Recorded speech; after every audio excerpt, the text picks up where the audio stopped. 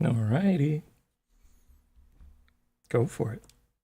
What is up, everybody, and welcome to the WAN Show. I am coming at you live from a Microsoft Teams AI replaced background. Just kidding, Luke. It's real. I can prove it. Oh, yeah, look at that. Look at the effects. Look at the amazing effects. I am in beautiful Connecticut today, where I've been attending a secret event that actually, has a live website. It was really cool. I got to meet some incredible creators. I met the one and only Alec from Technology Connections. I also met Michael Reeves for the first time. That was awesome. Got to catch up with Tom Scott. It's been an amazing couple of days, so I'll be talking about that a little bit. And I will also be talking about, I don't know, maybe the fact that, GameStop has offered $56 billion for eBay, even though GameStop does not have $56 billion. So I definitely have some thoughts on that. What else have we got this week, sir? Well, I offer 57 billion, so. Okay. Now it's a bidding war. Thank you. That's helpful. Yes, it's just it's just as legitimate of an offer. Did you mention the Valve thing? I don't think so. Valve imported 50 tons of something just being called game consoles for now. We'll have to speculate on what that might be because there's at least a couple things. And Toyota built a $10 billion private utopia tech city. What does that even mean? And I got to throw one more in here because our headline topic wasn't actually in our four. AMD is prepping full HDMI 2.1 implementation for Linux. This is super exciting for anyone who's a big gamer on Linux who just loves high resolution and high refresh rate displays over HDMI. AMD just keeps being chatted, and I absolutely love it. Roll that intro.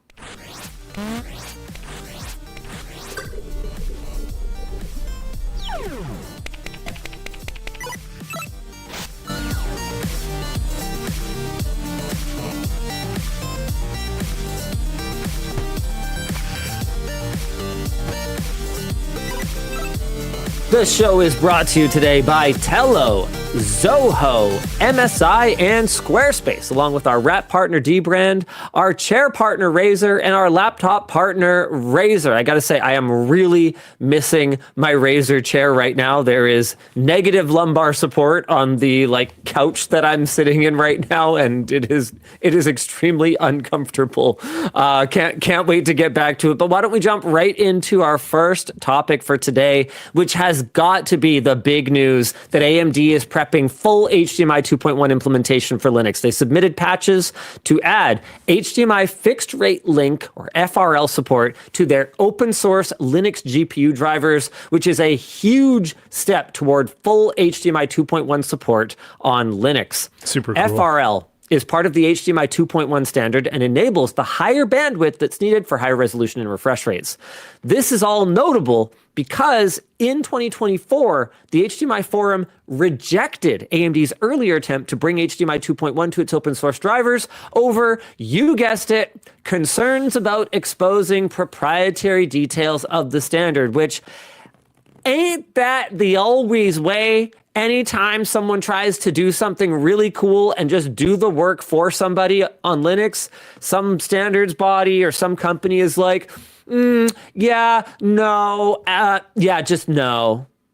An AMD driver engineer confirmed on the Phoronix forums that a full implementation is on the way, pending compliance testing, and that display stream compression support will follow in a later patch. And this change and the timing of it are, let's just say, convenient and very interesting in light of one of our other headline topics, which is, of course, the supposed, what was it, 50 Whoa. tons? Are these metric tons? Are these imperial tons?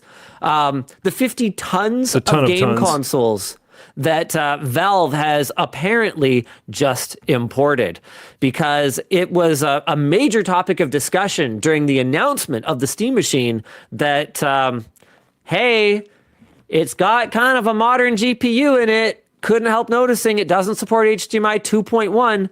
What's up with that? Well, if AMD's implementation lands and passes compliance and the timing of all of this works out, it could be that SteamOS devices could get HDMI 2.1 either at or closely near launch. We don't know if Valve's been involved in these patches at all, but just given how chatted they've been about all of this, nothing would really surprise me. Luke, do you want to jump right into the speculation around the very soon upcoming Steam Machine launch? Yeah, between April 30th and May 1st, Bra Lynch, who was correct about the Steam controller import documents a couple weeks ago, posted that the United States received a total of 50 tons of game consoles from Valve. It is unclear if this is the new Steam Machine, which would be the console, or the Steam Frame, which is Valve's new VR headset, or possibly even just a bunch of Steam Decks. Though unlikely, but they were also game consoles when imported before, so it wouldn't be too weird.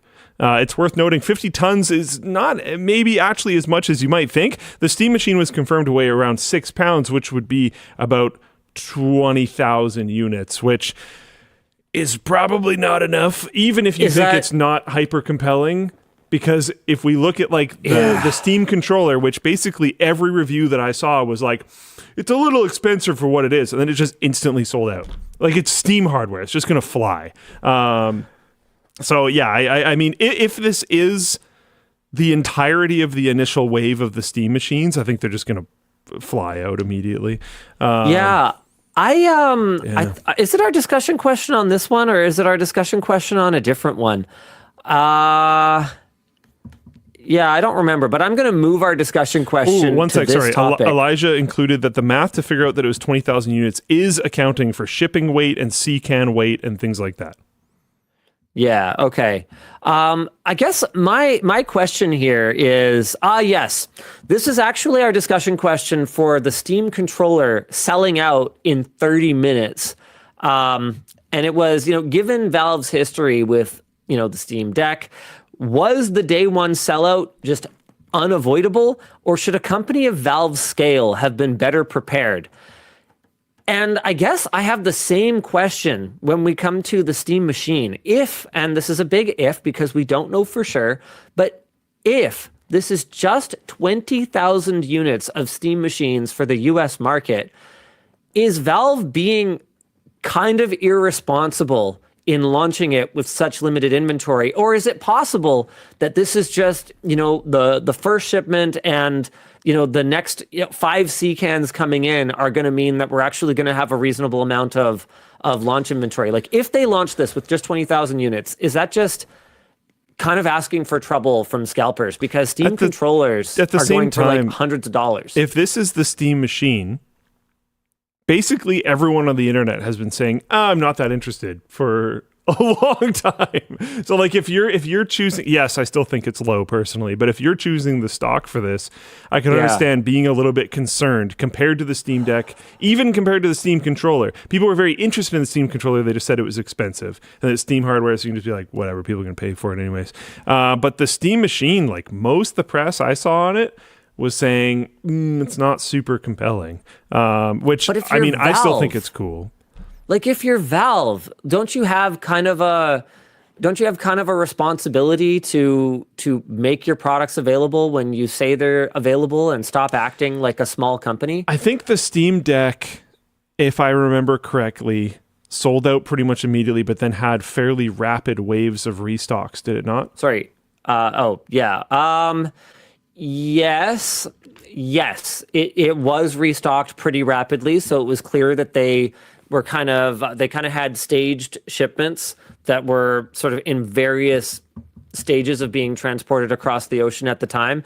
It's also possible, though I'm just speculating on this, but it is a pretty common strategy that they would have, if they had like one shipment in their warehouse and like one at the dock and one at the midpoint of the ocean and one that was just wrapping production, sometimes what'll happen is if things go way better than expected, they'll actually take that one that is just wrapping production, throw it on a plane, and it'll actually beat any of those other ones to the warehouse. So you can kind of massage the availability of things that way. Like we've had to do that with some of the cables. We've had to air freight them rather than sea freight them just because the demand is so ridiculous.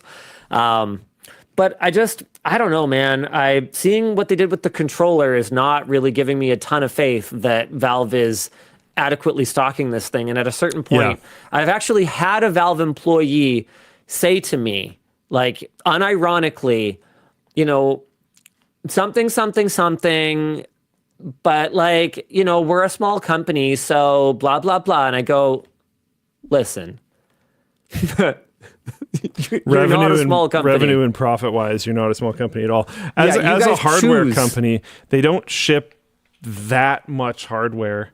And I think that side of their business is relatively small, but still they could not be, as you're saying. I think as well it's like scalper bait. There's tons of these controllers on like eBay and elsewhere. It's tough because I wish that they did more to fight against that, but I don't necessarily know what they do. That doesn't make it. One of the things annoying. They could have done was they could have just not called it the exact same name as the original Steam controller, which is causing a lot of OG Steam controllers to be sold at scalper prices by, to confused relatives or gift givers right now. That's true. That's a really frustrating situation that was completely avoidable that I raised with Valve when they did the unveiling. And I was like, hey, this is a really bad idea. I raised it again in the review, and then I don't know. I was feeling kind of sassy, and I sent them and I told you so as well. I was like, I basically linked them like a bunch of scalper eBay listings, and I was like, hey, so just a third time, this was super avoidable, and you guys didn't have to do this. You could have just named it in a way that wasn't confusing. Yeah, people are now calling it the Valve Steam Controller 2026 model. And if Valve had called it that, I wouldn't have even been that mad. Would have been a little bit better. But they just called it Steam controller. Like, guys, so avoidable. And so I guess I'm just kind of, this is just kind of a run of avoidable issues from them. And I hope that, like, I hope we give Nintendo enough appreciation for what they did with the Switch 2 launch. They took the time, they delayed the launch, they built up inventory to make sure that if you wanted a Switch 2, pretty much at launch, you could go and get one. And that's something that is not necessarily good for their cash flow. And to your point, can be a risky thing to do, but it's good for your customers. And I want Valve to stop behaving like a scrappy startup and act like a real company when it comes to their product launches. And I realize this is kind of rich coming from the guy who can't keep his cables in stock for more than flipping 20 minutes, right? I get that. But come on, man, I definitely operate with constraints that Valve does not have. Just doesn't have. Yeah. With all of that said, hey, where are you at for Steam Machine? Like, I feel like in the initial launch window, people were super excited. The excitement kind of waned as we made our way into the RAM apocalypse, and a lot of the pricing estimates for the Steam Machine started to go up. Valve clearly has gotten their hands on enough RAM to manufacture the thing because they haven't actually delayed the launch outside of Q2, which means it's coming in the next 7 to 8 weeks. Where's your bullishness right now? I still think it's super cool. I don't think the lack of interest due to Rampocalypse has anything to do with Steam Machine. I think a very, very significant amount of people are just not interested in computers right now because they are, in a lot of ways, kind of boring. Like, the most interesting news in computer land right now is people running away from Windows. It's not hardware. And then hardware is super expensive. It's just a terrible time to be into computers, unfortunately. So I think that is what reduced the interest in the Steam Machine. Nothing to do with the actual Steam Machine itself. Really? I think so. When you look at handhelds, people prefer the Steam Deck mostly over pretty much all the alternatives, even though the Steam Deck is pretty old and underperformant compared to alternatives at this point. And I think there will be a market of people that will really like a Steam machine. People like Steam hardware. It's another push forward for Linux, for SteamOS. I think both of these things are good. I wouldn't be surprised at all if the Steam machine is at least part of the kick in the pants that pushed AMD to try again to push for the HDMI 2.1 thing. I think it just keeps progressing this same thing that we've been trying to push for a while now, which is Linux for more people. And that's great. I think people will buy it. I suspect if it's 20,000 units, it's going to disappear immediately. I don't suspect it's going to be like, oh my God, this like incredible value option that a bunch of people seem to think that it was going to be. Does I wish it was. Need to be? I don't think so. I wish it was too. I don't think but it needs to be. Does it need to be, in the grand scheme of things, if what the Steam machine can accomplish is it can make PC gaming a more console-like experience, something that's easier to get into, even if the money barrier is still there, something that requires less sort of technical know-how, if it takes people out of their comfort zone and puts them into Linux, if it creates an install base for Linux that incentivizes developers to target this hardware platform, like, can we then forgive Valve if the Steam machine ultimately is not that affordable? I like there's some people in Flowplane chat. Mick Bain said that the Steam machine will need to be cheap. Deckox said the deck hit a value proposition. It's I hear so what true. you guys are saying. That's very true. The controller sure as heck didn't. Sold out in 30 minutes.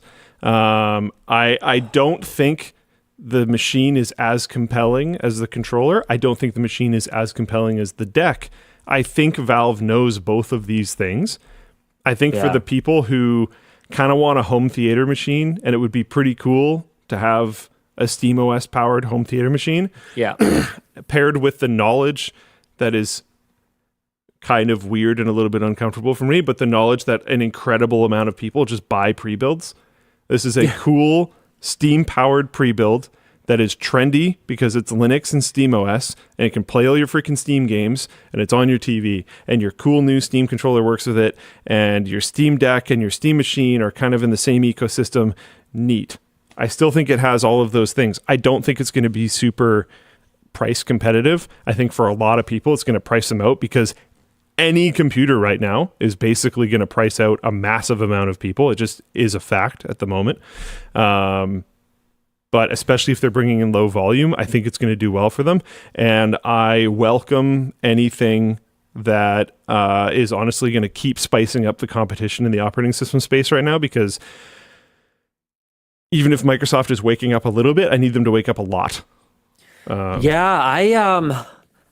This is going to sound crazy. Okay, bear with me for a second here.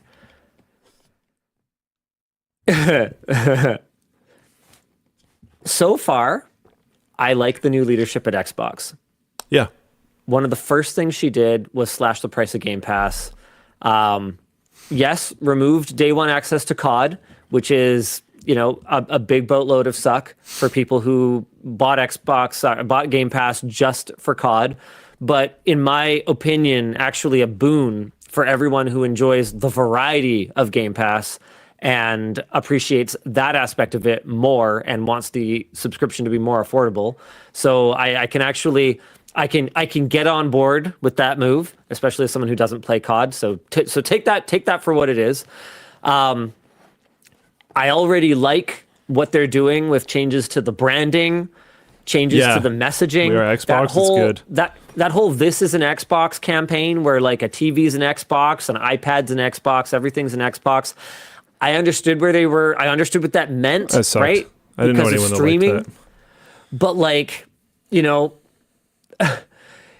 how long was Microsoft going to beat that drum that the Xbox is not a game console? I mean, after the disastrous launch of the Xbox One with the Kinect module, and then eventually unbundling the Kinect module and going, oh, okay, so it's not the center of your digital life or home media hub or whatever. What it feels like how long were they going to keep trying that? And it seems like she's saying not anymore. She's also saying that this isn't in the doc, but I wanted to bring this up anyways. I'm going to share my screen. I don't think you can see it, but I'll speak to it. Microsoft gives up on Xbox Copilot AI. New Xbox CEO Asha Sharma continues to make her mark. Windows is winding down. Here's where I'm going with this. So far, I like her. And I think both you and I were really skeptical because we were just like, okay, so what? She comes from like the AI side of the business. What her gaming street cred is functionally zero. Other than reducing the price of Game Pass, a lot of it right now is words. So I like the words, but they're good words. They're good words, but I'm still kind of holding powerful words. Still they came holding to me, judgment. Tears streaming down their face. I like these words. They said these are the finest words that any man or woman alive has ever said. I don't know if I'll ever taste words like this again. So I like her, and I'm going to make a bold prediction right now. With Sony being unwilling to just shoulder the cost of selling consoles at a loss, in an unprecedented move, they raised the price of the PS5. Sony has never raised the price of a console before. You can make the argument that when they did the Slim for the PS5, they effectively raised the price. And in some ways they kind of did, depending on what configuration you were buying, but they also didn't. Sony raised the price of a current generation PlayStation 5. Never been done before. Nintendo, this is in the doc for this week. Nintendo is raising the price of the Switch too. Yeah. That one, I don't know if it's never been done before, but it certainly is not common. Valve has moved away.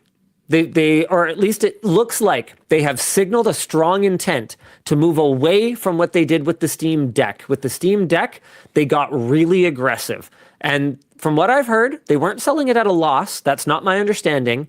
But what they did do was they made a huge commitment to AMD. They did that custom silicon, and that enabled them. That was a big part of what enabled them to hit a hyper aggressive price point and really build an install base for this machine so that developers would have a reason to care about it.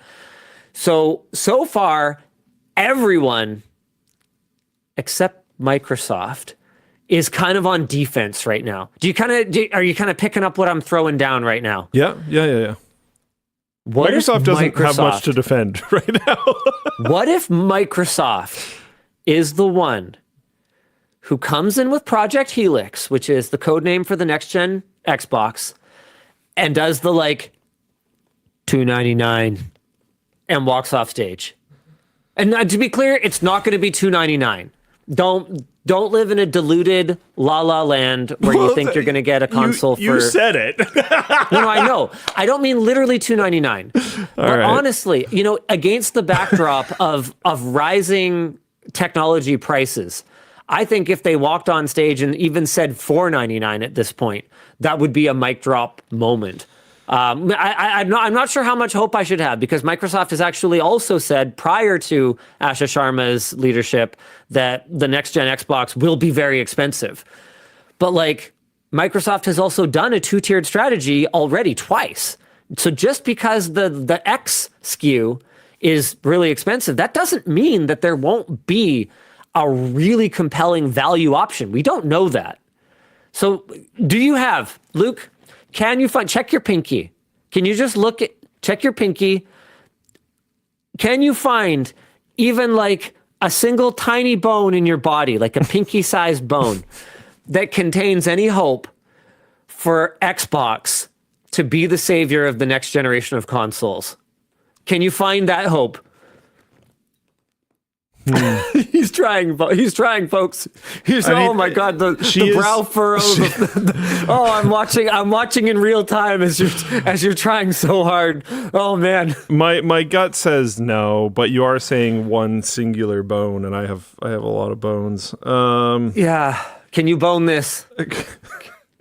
I don't know. I can hope. I seriously doubt, though. If you look at Microsoft's path with Xbox for so long now, the answer from them is for sure no. But she's also clearly down to try to change the path and change the strategy. So maybe they figure out. I think it really depends on like what are the goals that have been given to her. Is she supposed to make it so that Xbox isn't the laughing stock of consoles anymore in regards to like when you're saying like, oh, the other people are raising their prices and I'm sitting here being like, yeah, and Xbox is raising their price on what? Like they don't have to raise their price. No one's buying their consoles. It doesn't matter. Like what is that? What is that random thing that outsold Xboxes for Christmas? Oh, the Next Cube. Not the Ouya. the Next Cube or whatever it's called. Is that what it's called? Oh man, what is it called? Is it called Next Cube? Definitely not the Ouya. Next Cube. No, it's called something else. What am I thinking? So we don't even know the name of it, dude, and it outsold Xbox. That's my point. So like, is from Next Playground. Next Playground. That's the NEX, not NEX. Yeah. So you were close. They Xbox connected better than Microsoft was ever able to Xbox Connect and managed to outsell the Xbox with a console that effectively requires a subscription. It's freaking wild that thing has found that market that it has and absolutely killed it the way that they have. Kudos to them. Yeah, and it's stomped. So like, is the goal from higher than her that was given to her, like her KPI for her, not even Microsoft, but for her, was her KPI, hey, we want to be taken seriously in the console space again. We want to sell some freaking consoles and get our name out there and be a big player again, because we're honestly not right now. Or was it just revenue line go up? Because if it was just revenue line or profit line go up, maybe. Because if it was just that, she might be incentivized to focus on what she's technically been focusing on so far, at least publicly, which is Game Pass and pushing Game Pass even harder and getting Game Pass and on more things. And not including COD in Game Pass because that cost them a whole bunch of revenue. Yeah. So like, is it those things? Or is it make Xbox a console that people actually buy again? Because if it's this one, if it's, hey, we're going to try to invest in the future, we're going to try to get our market share back in the console space, we're going to do these things, we're going to double down on consoles continuing to exist. Because it felt like in the era of like metaverse, VR, all that kind of stuff, Microsoft was just going like, no one's even going to have consoles anymore. Let's ditch them. But that seems to be going away. Yeah, what's up? Okay. Here's what I want to know. This I'm actually like hyper interested in your perspective on, because I think that you almost have like two competing fragments of your soul in your body that are almost that have goals that are almost in perfect conflict with each other. Because on the one side, you were an Xbox kid, and when you see a green Xbox logo, that makes a little lizard part of your brain light up and go, yeah, Xbox. Yep. Dun, dun, dun, dun. Dun, dun, dun, dun. Yeah. Exactly, 100%, right? Okay. 100%. Okay. Other side of your other fragment of your soul is PC gamer.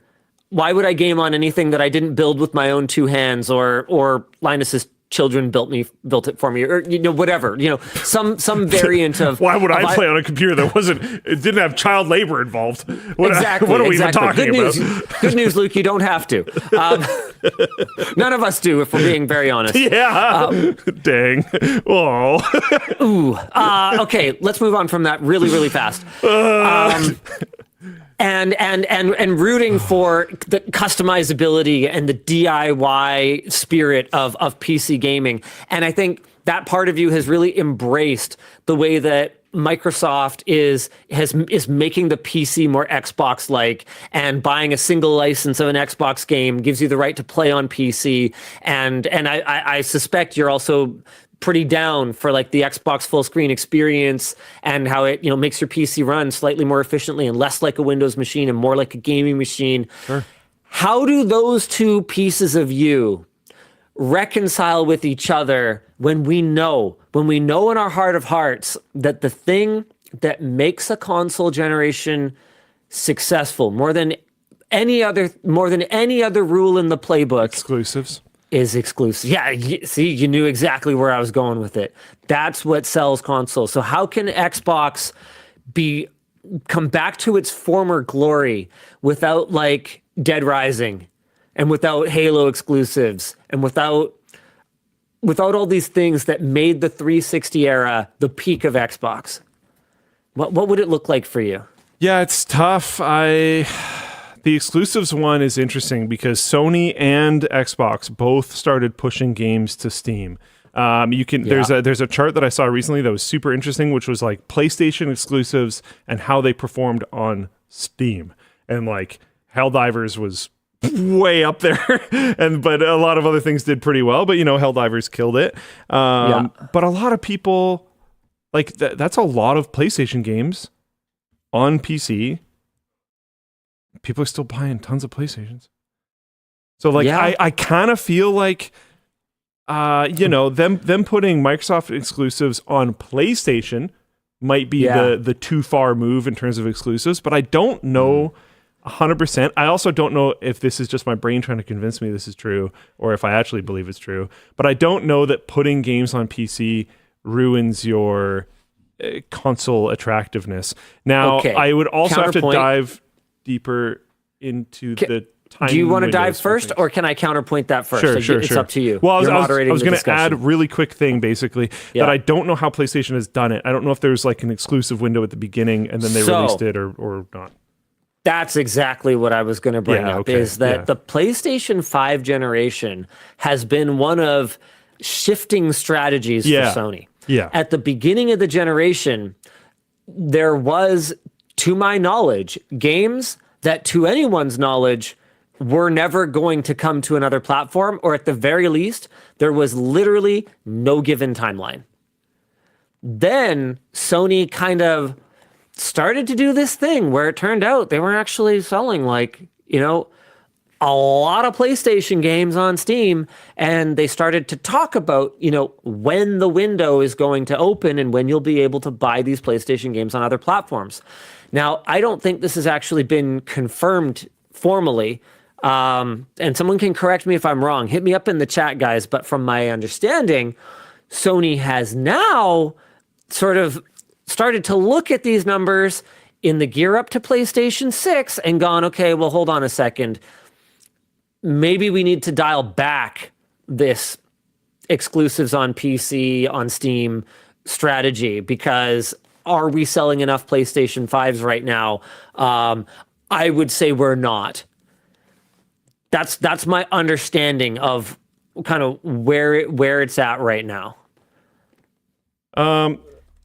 So could you see a future where there's a window where Xbox exclusives exist on Xbox exclusively for some period of time, a year and a half, 2 years even, and then they kind of open up the floodgates and go, okay, let's grab some more extra revenue now that this has moved as many consoles as it will. I honestly think even 6 months would be completely fine. The world moves so fast now.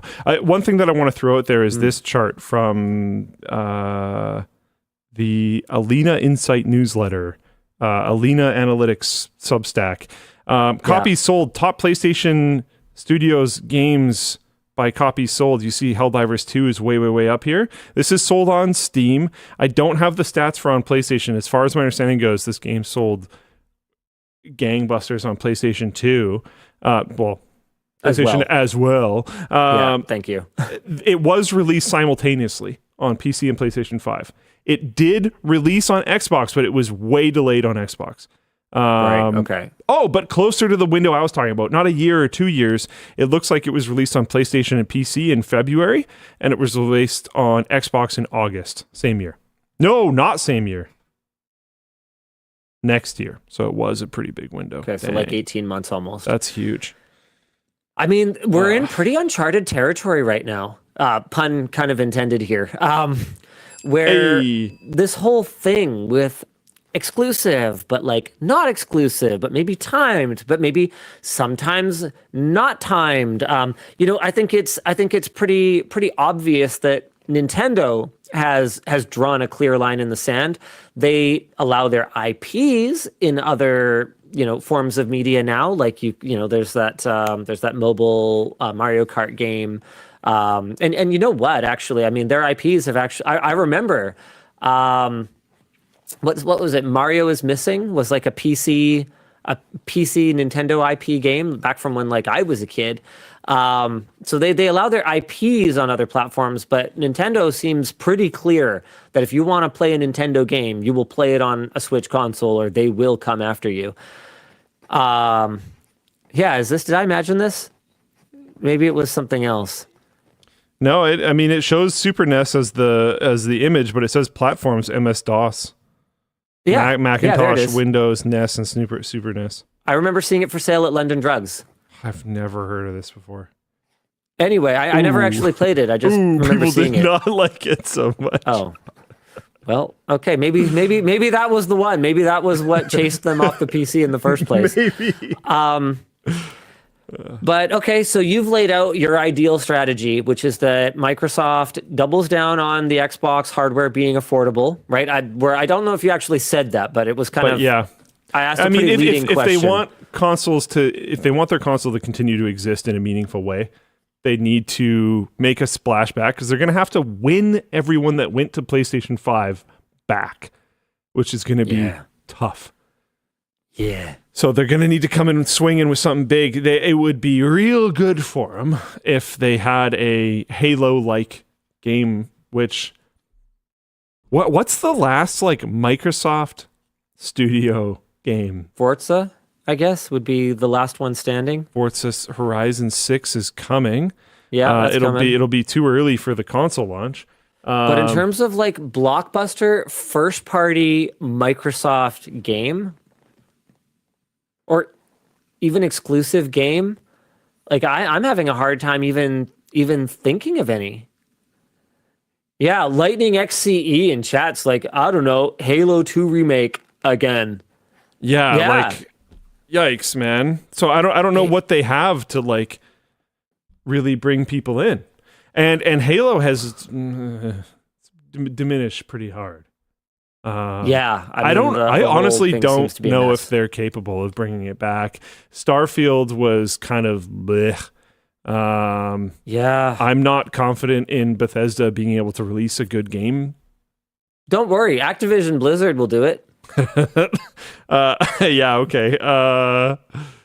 Sure. I don't know. They sure spent a lot of money buying some stuff. Okay, Noki put together a comprehensive list for us. Here we go. Cool. Microsoft Flight Simulator 2024, Gears of War Reloaded. I can say you look like I know it didn't happen because I'm not in the room with you, but you look like someone farted. And that's what you look like. I know you it didn't happen because I'm not in the room with you is hilarious. He farts on Wedro so much, and you guys have no idea. Age of Empires 2 Definitive Edition. Is that helping? Yeah, Lightning XCE, new Fable. Great. You know what? A killer Dude, Fable the new game. Fable that doesn't have character physical changes based on karma status. What? Really? Yeah, did you hear about that? How's it even Fable? Right? What Like, is what are the you point? doing? New Fable won't have... We made a different game and slapped the name on it. This is one of those things that I just I look at and I go, look, I understand from a game developer standpoint and even from like a fan and community standpoint, you know, the sequel shouldn't just be like slap a coat of paint on it, Force Awakens it, and just make the same thing again, you know? But how can you not... Yeah, how can you take something that was like a core standout differentiating feature of the original and just go, Dude, when people would tell me about Fable when Fable was first coming out, that was the thing that they would tell you. That was it. It's an RPG, and the actions that you do physically change your character based on karma status. It's like, oh, wow, interesting.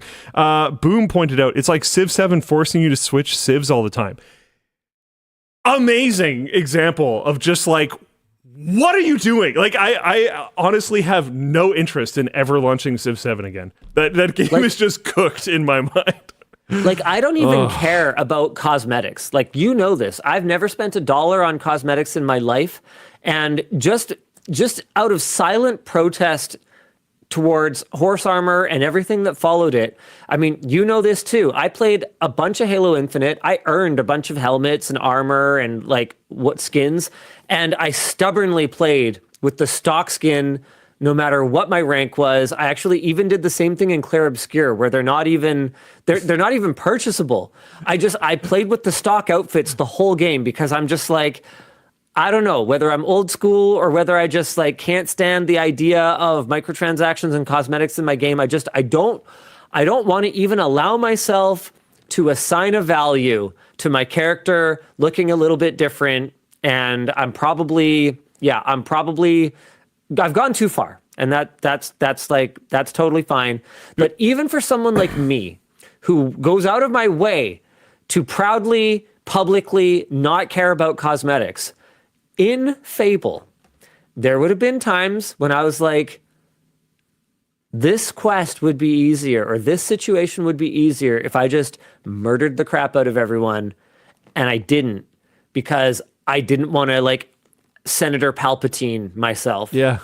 And I wanted to, so tying the moral choice to your physical appearance in that way, it's super interesting. Really impacted gameplay for me in a way that I think would actually be even more impactful in the era of in-game cosmetics and in-game outfits. And to not do that is like actual insanity. People are saying, crazy to me. By the way, that apparently Firaxis has announced that they are gonna maybe be walking the force changing of civs back or something. I don't know the details. No one linked an article, but multiple people said this. Look like, I don't know. People are saying it might be a different mode now.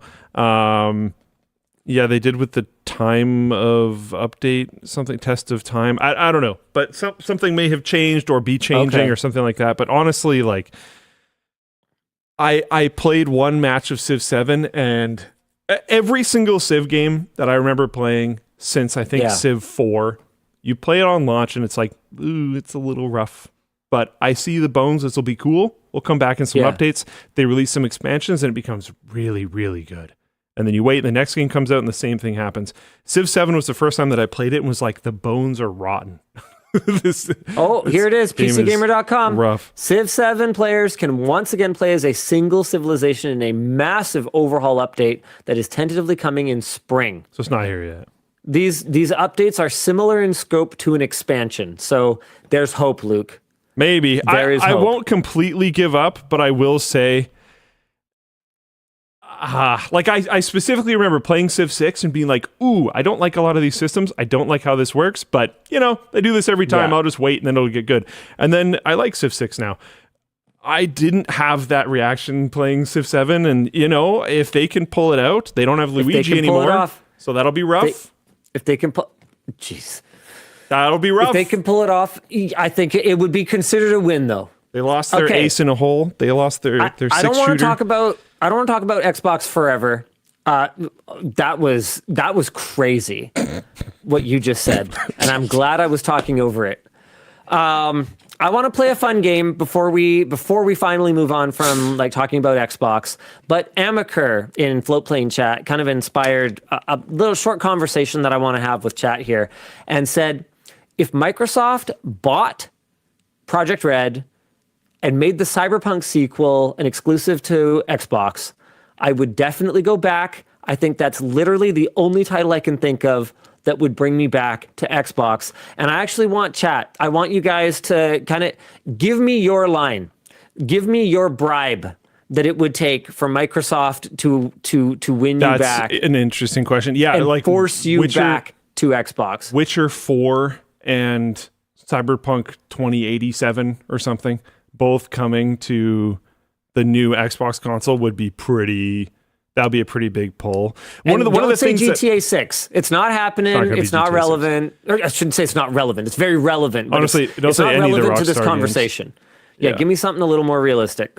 I think something that's kind of funny about that argument to me is the thing that would bring you back to Xbox is them buying another game studio. Yeah. And seeing how they've handled the ones that they have, like I would prefer that just doesn't happen. I think. You know, okay, they have new leadership. I need to try to remember that and have some hope because she's been doing, you know, she's been saying good things and has done a good thing so far.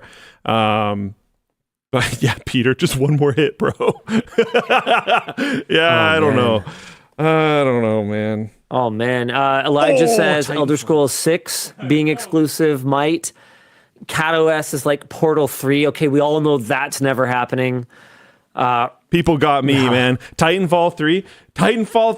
If they actually made a genuinely good successor to Titanfall 2, let's go. That would be my hook, 100%. I would be done. I'd be cooked immediately. Because that's in my opinion, Titanfall 2 is, I don't know how nobody freaking played it, because EA is dumb and never marketed it, but you look at reviews on Steam, overwhelmingly positive. Everyone loved it. The community is super strong. That's the like Halo. That's their Halo. If they market Titanfall 3 properly and they get the IP somehow and they get some of the spirit that actually made Titanfall 2 and they make a genuinely good successor to it, that game would slam. Combat is so fun. It's so fun. That game is just and it's one of those things where it's like you know how wine connoisseurs will talk about the body and the aroma and the whatever. You know, I mean, we can be the same about games, right? Where we start to kind of pick them apart and we talk about the innovative mechanics and the stunning visuals and blah blah blah blah blah blah blah blah blah blah blah blah blah. But at the end of the day, does any of it matter? Unless it's fun. It has to be fun. Titanfall 2, I could say a lot of really sort of pretentious things that are really good about it.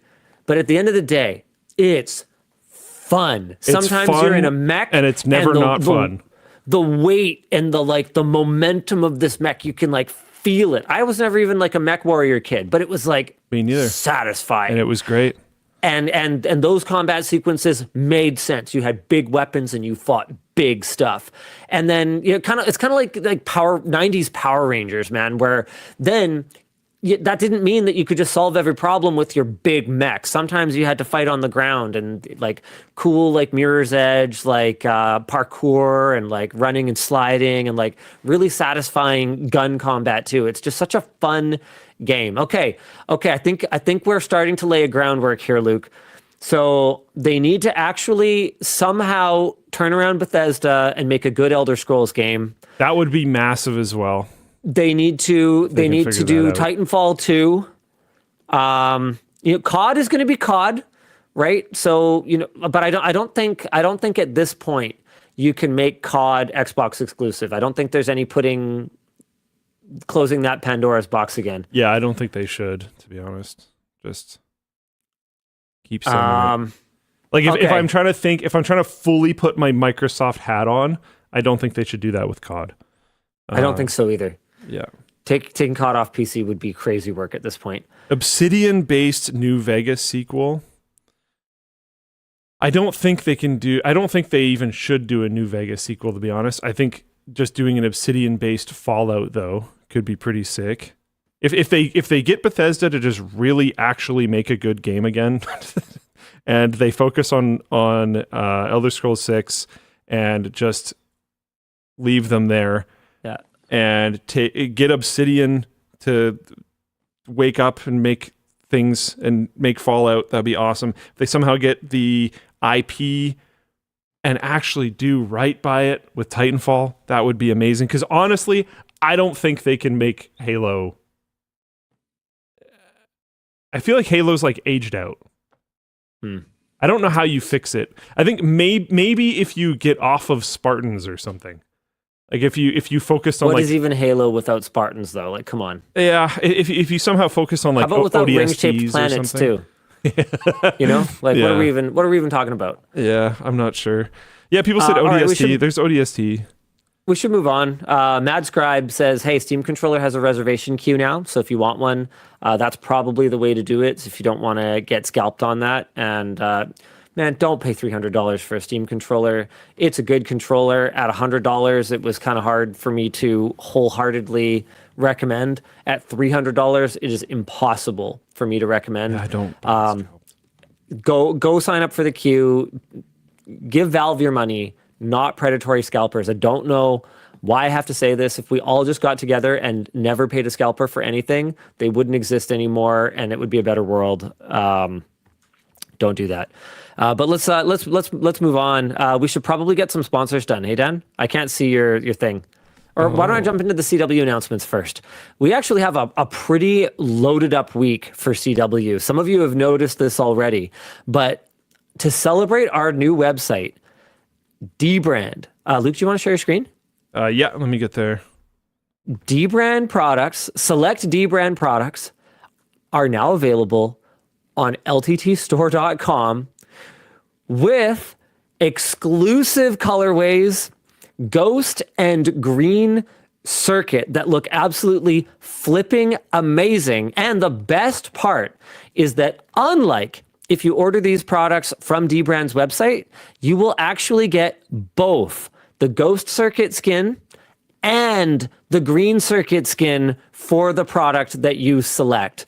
So we've got skins for Switch 2, as well as for Steam Deck, for key modern phones. I've actually gotten a ton of comments. Where is it? Where's my phone? There it is. I've gotten a ton of comments on my green circuit skin here. It's got just like very OG classic circuit board vibes, and then we've got the white one.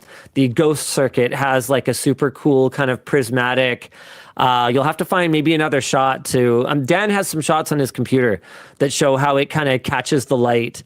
Dan, do you want to just do you want to show those and just go back to? Yeah, you can kind of see it on kind of the bottom there. What else you got? Hit me. Yeah, you can see it kind of at the bottom of the phone there. Yeah, it's super cool. Dude was up in Floatplane Chat says, I knew you were using a skin that wasn't a thing before. You ignored me for a reason. I understand. I'm not mad at you anymore. I'm glad we're good. I'm glad we're good, Dude was up. Anyway, freaking excited about this partnership. So now if you wanted to get a dBrand case for your device, then you can also pick up some awesome stuff from LTTStore.com at the same time. And I've got a couple of things that you can pick up that are new. For this week, we're launching our LTT Precision Multi-Bit Standard Kit. So a little while ago, we rebranded the Precision Kit Pro, and that was in preparation for this because we now have 2 tiers of our precision multi-bit screwdrivers. This one is designed for everyday repairs, upgrades, and tinkering. It covers the most useful precision bits in one compact package, has the same premium LTT build quality with an anodized aluminum handle, magnetic bit retention, a stainless steel internal shaft, and an end cap that spins suspiciously well for something meant to be a screwdriver. It builds on the best-selling Precision Pro, and it packs the most useful bits, a removable crossbar for stubborn screws, that's new, and a magnetic organizer case into one compact everyday kit. So the main difference here, guys, is that hold on, I'm actually trying to think. How many bits are included with this one? It's bit changes. Yeah. So this one has 31, bit changes, and the big one has 61. And then, Luke, if you zoom in, you can actually see there's a hole through the driver now that you can use that torque bar on. And so it doesn't have the internal bit storage in the driver anymore. But some people actually prefer this style anyway. So we've got that launching this week. And then finally, we're adding new colors to the BOINC T-shirt lineup. We're getting a seasonal refresh with grape, jade gray, and coffee.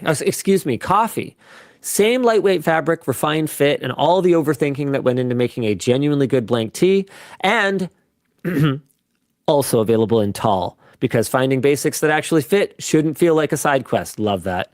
Love that tagline. So guys, you can check out the new BOINC tees.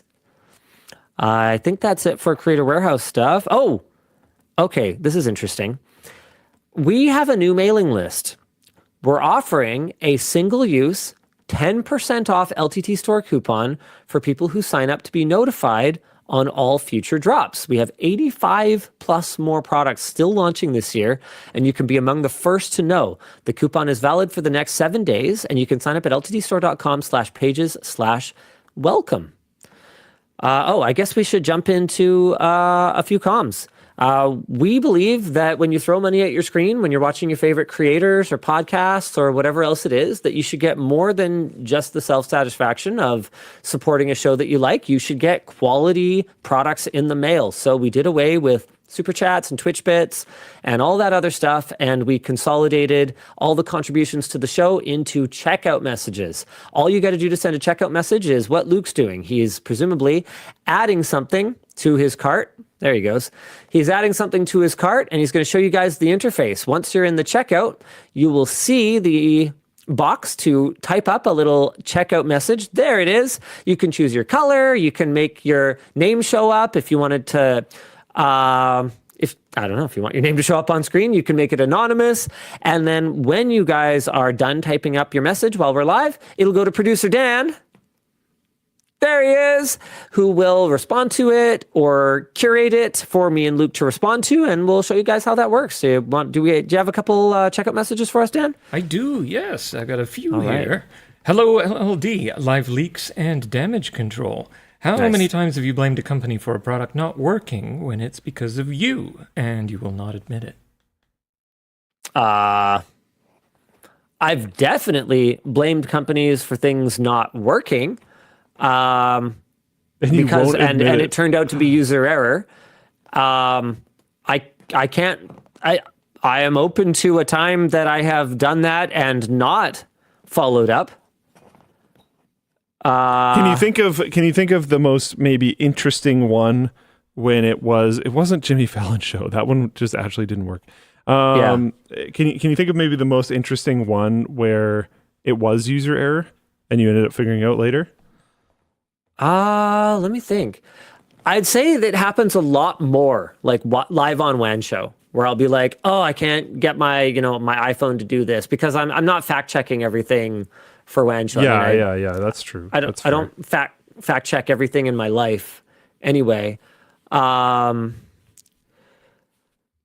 Oh yeah, of course chat's going to go there. Billet Labs ? I mean, my issue with Billet Labs was not that the temperatures weren't good though. The reason that I was dismissive of the product is for all the reasons that it failed anyway, which is that it was expensive, it didn't fit in any case that existed or would ever exist. Based on your technical thing, you were saying that you didn't, because you guys did use it wrong, right? You used it on the wrong card or something? Yeah, we used it on the, so they told us it might work on this GPU, but it's designed for this other one. And I put it on the GPU that it didn't work on, and the temperature sucked. But by that time, I had already had to modify my motherboard to get it to fit. I had already determined that it was not actually like good to put in any case anywhere ever. I had already, from my experience as a water cooling product manager, I had already determined that there was never going to be a follow-up to this thing, because that I don't think people even like remember this video at this point. They're just like mad, right? So part of the pitch for it was like, hey, if your GPU changes but you keep your CPU, you don't have to throw away the whole thing. You could have like a GPU replacement. Yeah, they never made that because that was never. All I was trying to bring up was that I think we did talk on WAN Show about how you technically didn't use the fully appropriate card. So it wasn't that you didn't address that. Oh yeah, no, we totally addressed that. It just wasn't the problem with the product. The problem with the product was that it was a bad product, and it didn't matter how it performed, because you can only get water cooling to ambient temperature, right? And water cooling CPUs and GPUs has been mostly an optimization problem for like many years at this point. We saw this when we did water cooling through the ages. So no amount of narrowing, of reducing that sort of that narrow performance band was going to make this totally senseless product make any sense. So,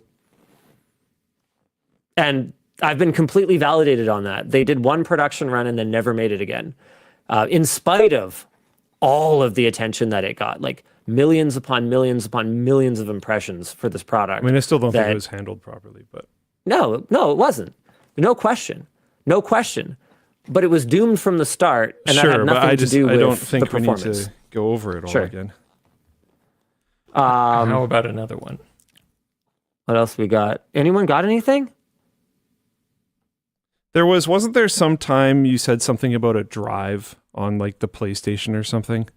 And oh yeah, but we did a whole video. No, I'm not. addressing... No. The core question, because we got way off track here. The core question was, what do you think was the most interesting time that something went wrong because of user error, and then, you know, we addressed it or whatever, because it's going to happen many, many times. We've been making content for way too many years. So what do you think is the most interesting one? I don't need you to like defend something. It's just what do you think was the most interesting one? I mean, I don't think the PlayStation 1 might not be a good example. I was just trying to throw options out there. When I'm thinking interesting, I'm thinking like it was, you know, the reason why the user error happened might have been because they did something in a very interesting but non-standard way. So it kind of like was intriguing when you figured out that it was user error, and it ended up making the product like cooler potentially. Not temperature-wise, like interest-wise. I mean, it wasn't user error, but I think my favorite product that I was ever completely wrong about was probably the Logitech G Cloud.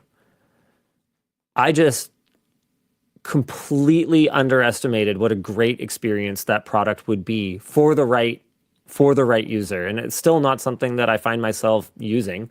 Like there's one in our warehouse. I don't use it. But when I did take it home and use it for a while, I was like, oh, I get it now. Because it was like so light, and the battery life was so great. And I had been so dismissive of that. I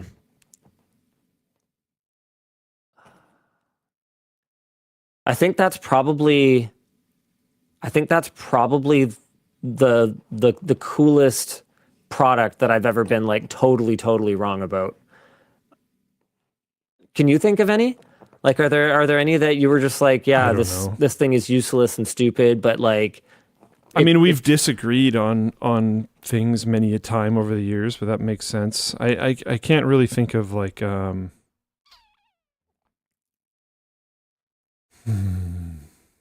again, that isn't really at the core of the question. So I think we just move on to the next one. Sure. Yeah, and you know what? Realistically, there's probably something that I've gotten wrong that I just don't even know yet.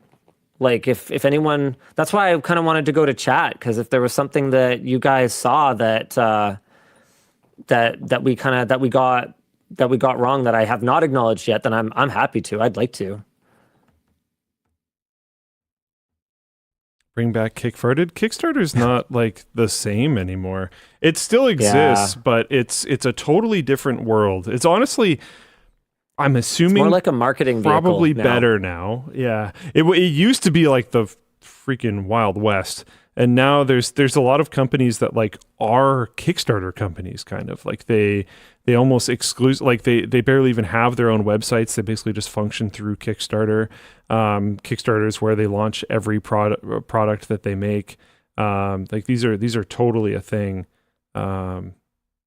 which is cool. It just makes it less interesting in a kick-farted stance. For people that don't know what we're talking about, we used to have a series called Kick-farted. I don't think there was I think there's maybe like 3 of them. We did like 2 episodes or 3 or something like that. Yeah. Yeah, but it was we would back a Kickstarter, and the idea was that we'd actually hope that it did ship, which was another flaw with the plan, because sometimes they just wouldn't end up shipping at all. But we would back a Kickstarter, hope that it would ship, and then our bet basically was that it was going to be junk. Yeah, if it's good, then it's a review of a cool product. Yeah. And then if it's bad, then it's kick-farted. But it turns out the overlap between ideas that were good enough to eventually get manufactured, but so bad that they were completely dead on arrival and just worth when they trashing, shipped, basically. Is like really, really, really small. Yeah. Yeah, it was fun to make those. They were fun to shoot. They were fun to write for. It was actually kind of fun testing those types of products. But it's just the like limited inventory of what types of things you can actually do that with just sort of kind of ran out. I'm sure there's been examples since then, but we haven't paid enough attention that you would have to to be able to do that over time. And I don't think really anyone has. Like Kickstarter had this like super, super powerful moment of relevance. And I think it's kind of in the past now. Yeah, I mean, there are still things that just go freaking gangbusters on Kickstarter. Oh, dude, I mean, I'm holding one. Yeah, that's a good example. Like Kickstarter is still a really big deal. It's just not, it's not in the news like every freaking week like it was before. Like, the Slay the Spire Downfall board game campaign. It's a board game that raised $7.6 million. Wow. But then, I mean, that's an established IP too. But that's what I'm saying. That's a lot of Kickstarter now. Yeah, just using it as marketing / as a cash flow exercise. Like, we've got a product coming. It's the one that I was alluding to, that in order for us to manufacture enough of them, probably the best way to raise that money outside of taking private equity or venture capital or whatever, outside of taking outside capital, would probably be to essentially crowdfund the costs of the first production run by announcing it early and like doing a Kickstarter campaign. I don't think that we would bother to use the Kickstarter platform if it was us. Like, I gotta imagine there's like a Shopify plugin for that, right? But isn't it just pre-orders basically? I mean, essentially, but part of the fun of Kickstarter is that it's at like different tiers. So if you get in really, really early, it's at like a crazy good price, or it comes with a hat that's like, yeah, I backed it first, or like building these bundle. We have the ability to do that. Yeah, I think we could do that. Remember the wave system that we had for the backpack? Yeah, I remember the wave system. Pretty sure you could just use that to like change it as it goes.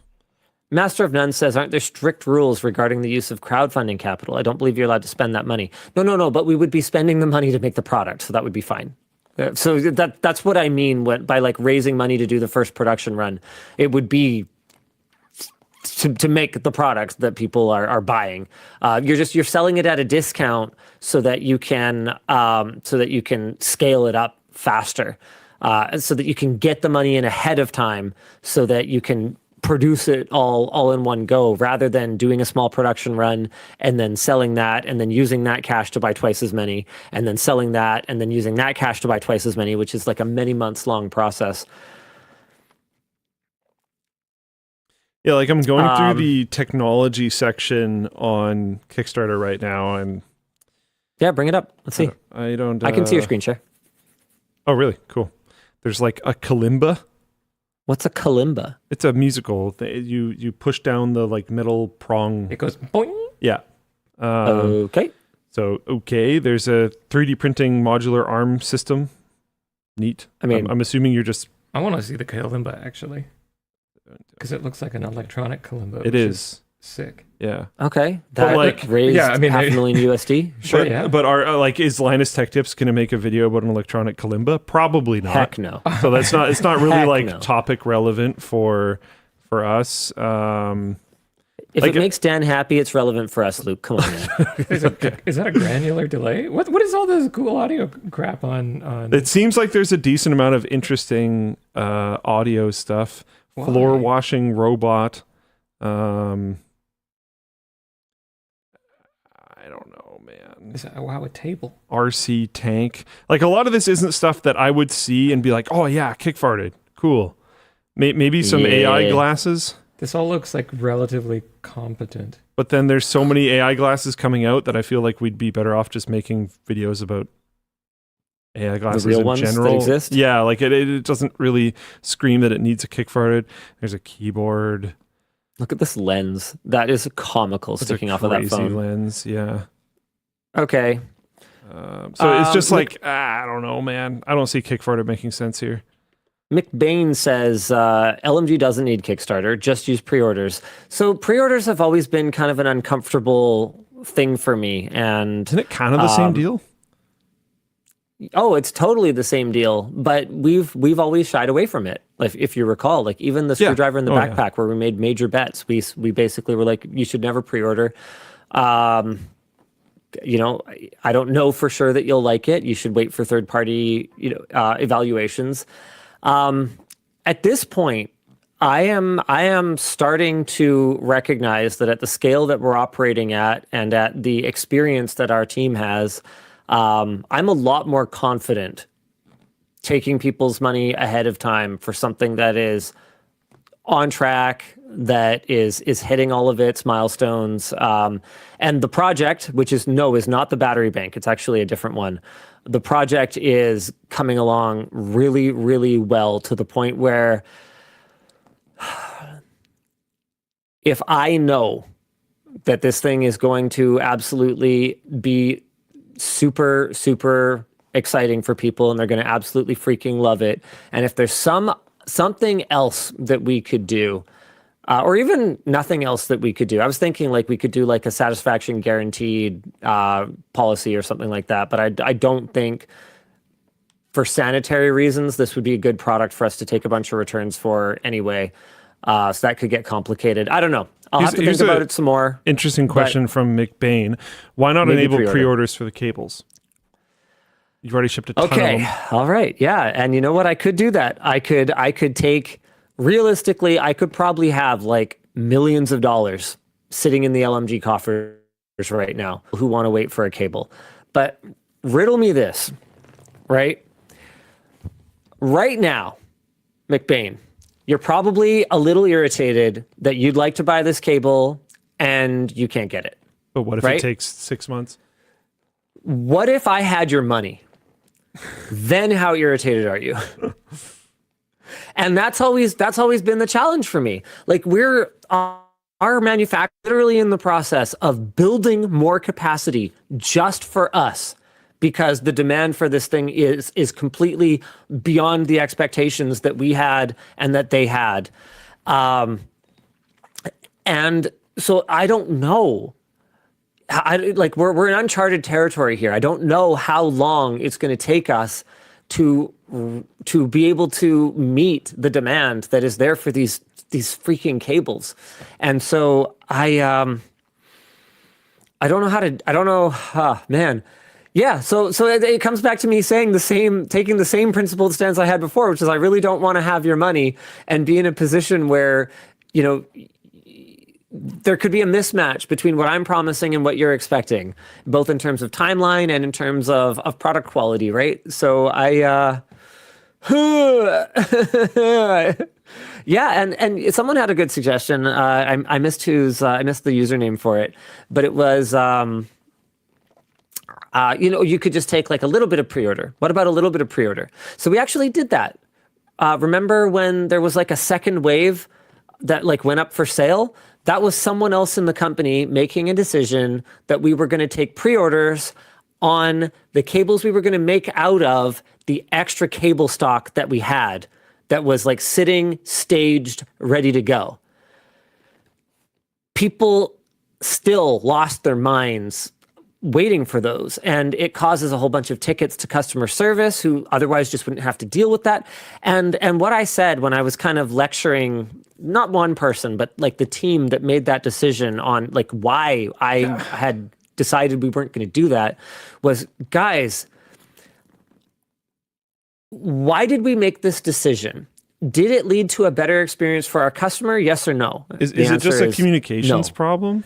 Yeah, well, it's part of it, but communication's hard. You can put as much communication on a web page as you want. People won't read it. Doesn't matter. So did this make the experience better for our customer? Yes or no? No or neutral, basically, was the response. Like, okay, did this make us more money? Right? Like that motivates businesses, right? Businesses make decisions to make more money. And the answer again is no. Because we were going to sell those cables the second that they reached our dock, regardless of whether we took people's money ahead of time or whether we take people's money when they arrive. So again, the answer is no. So all we're doing is we're putting a little bit of cash in our bank account from our customers today, and we're holding it. So why don't we let them keep it? Is it And a it was like, okay, I communications get thing? it. Because the backpacks, I don't remember if people were upset or not. But as the waves went on, Yeah. we would just tell people the estimated shipping time. Yep. From my interpretation of the story that you just told, is we didn't tell people that there would be a different shipping time. We did, but maybe we could have done it like even more in your face. But even then, you still get, even with the wave system, we still had people who were upset about that, and who just felt it was really ridiculous. I get that. And so I've always had, sitting next to, shout out Corbin from NCIX. All right.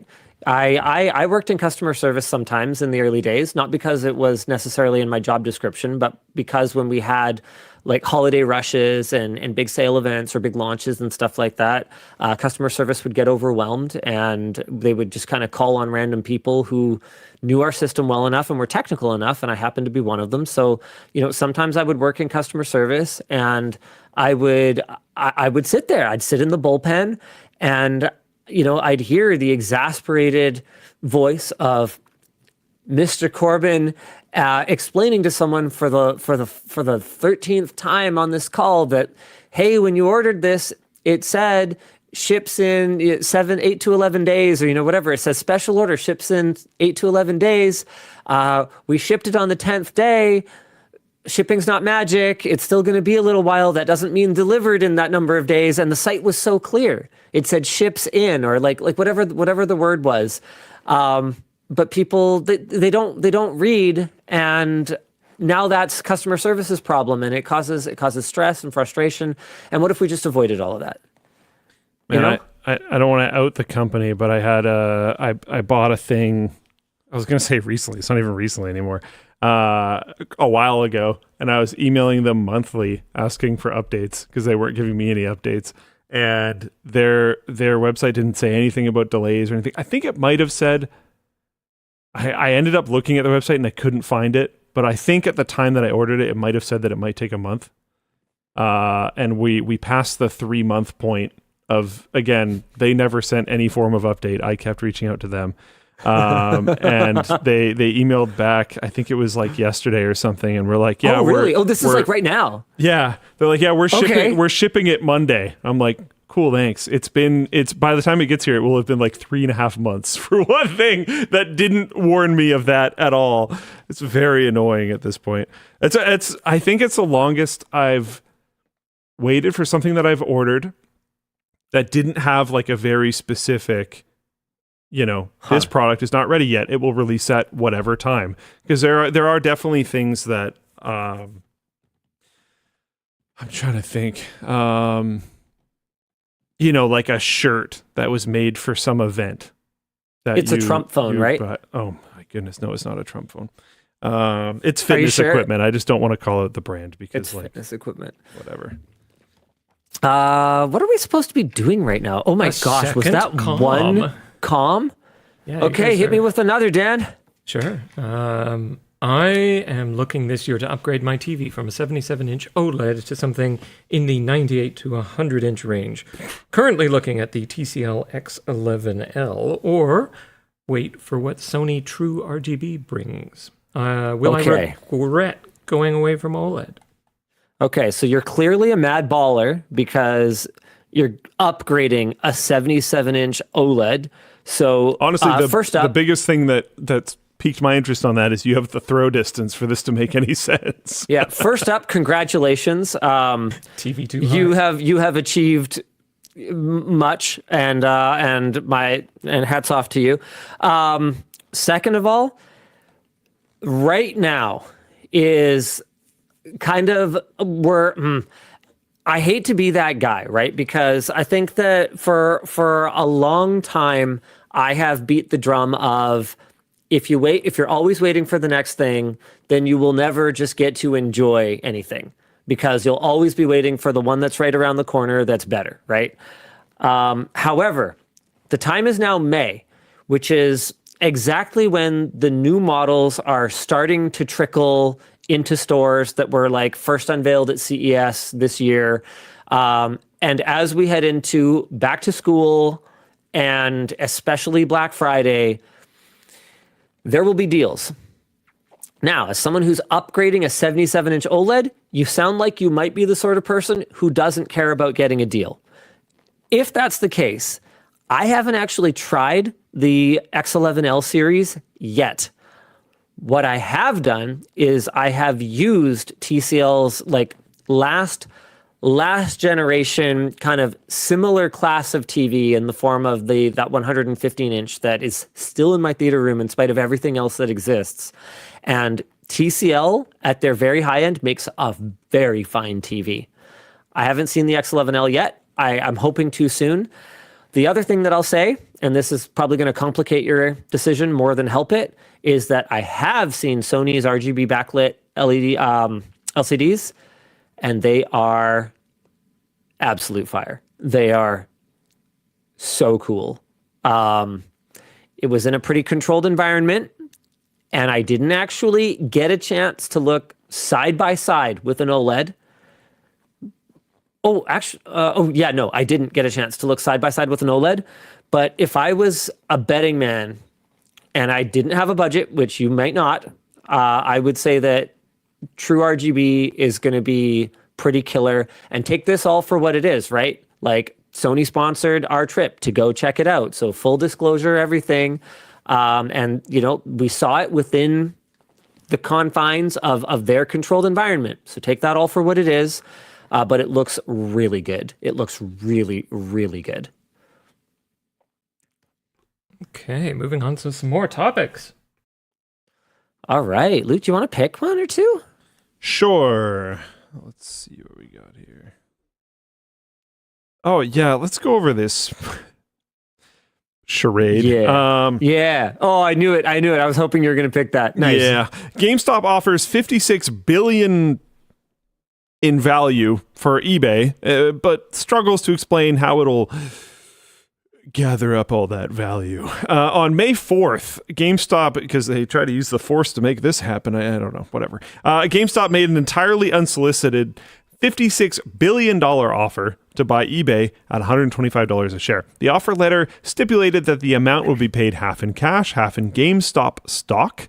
GameStop's operational/strategic plan was that its roughly 1,600 U.S. retail stores would become eBay drop-off, intake, fulfillment, and live commerce hubs, which actually sounds kind of smart, with CEO Ryan Cohen promising $2 billion a year in cost cuts, including $1.2 billion from eBay's marketing budget alone.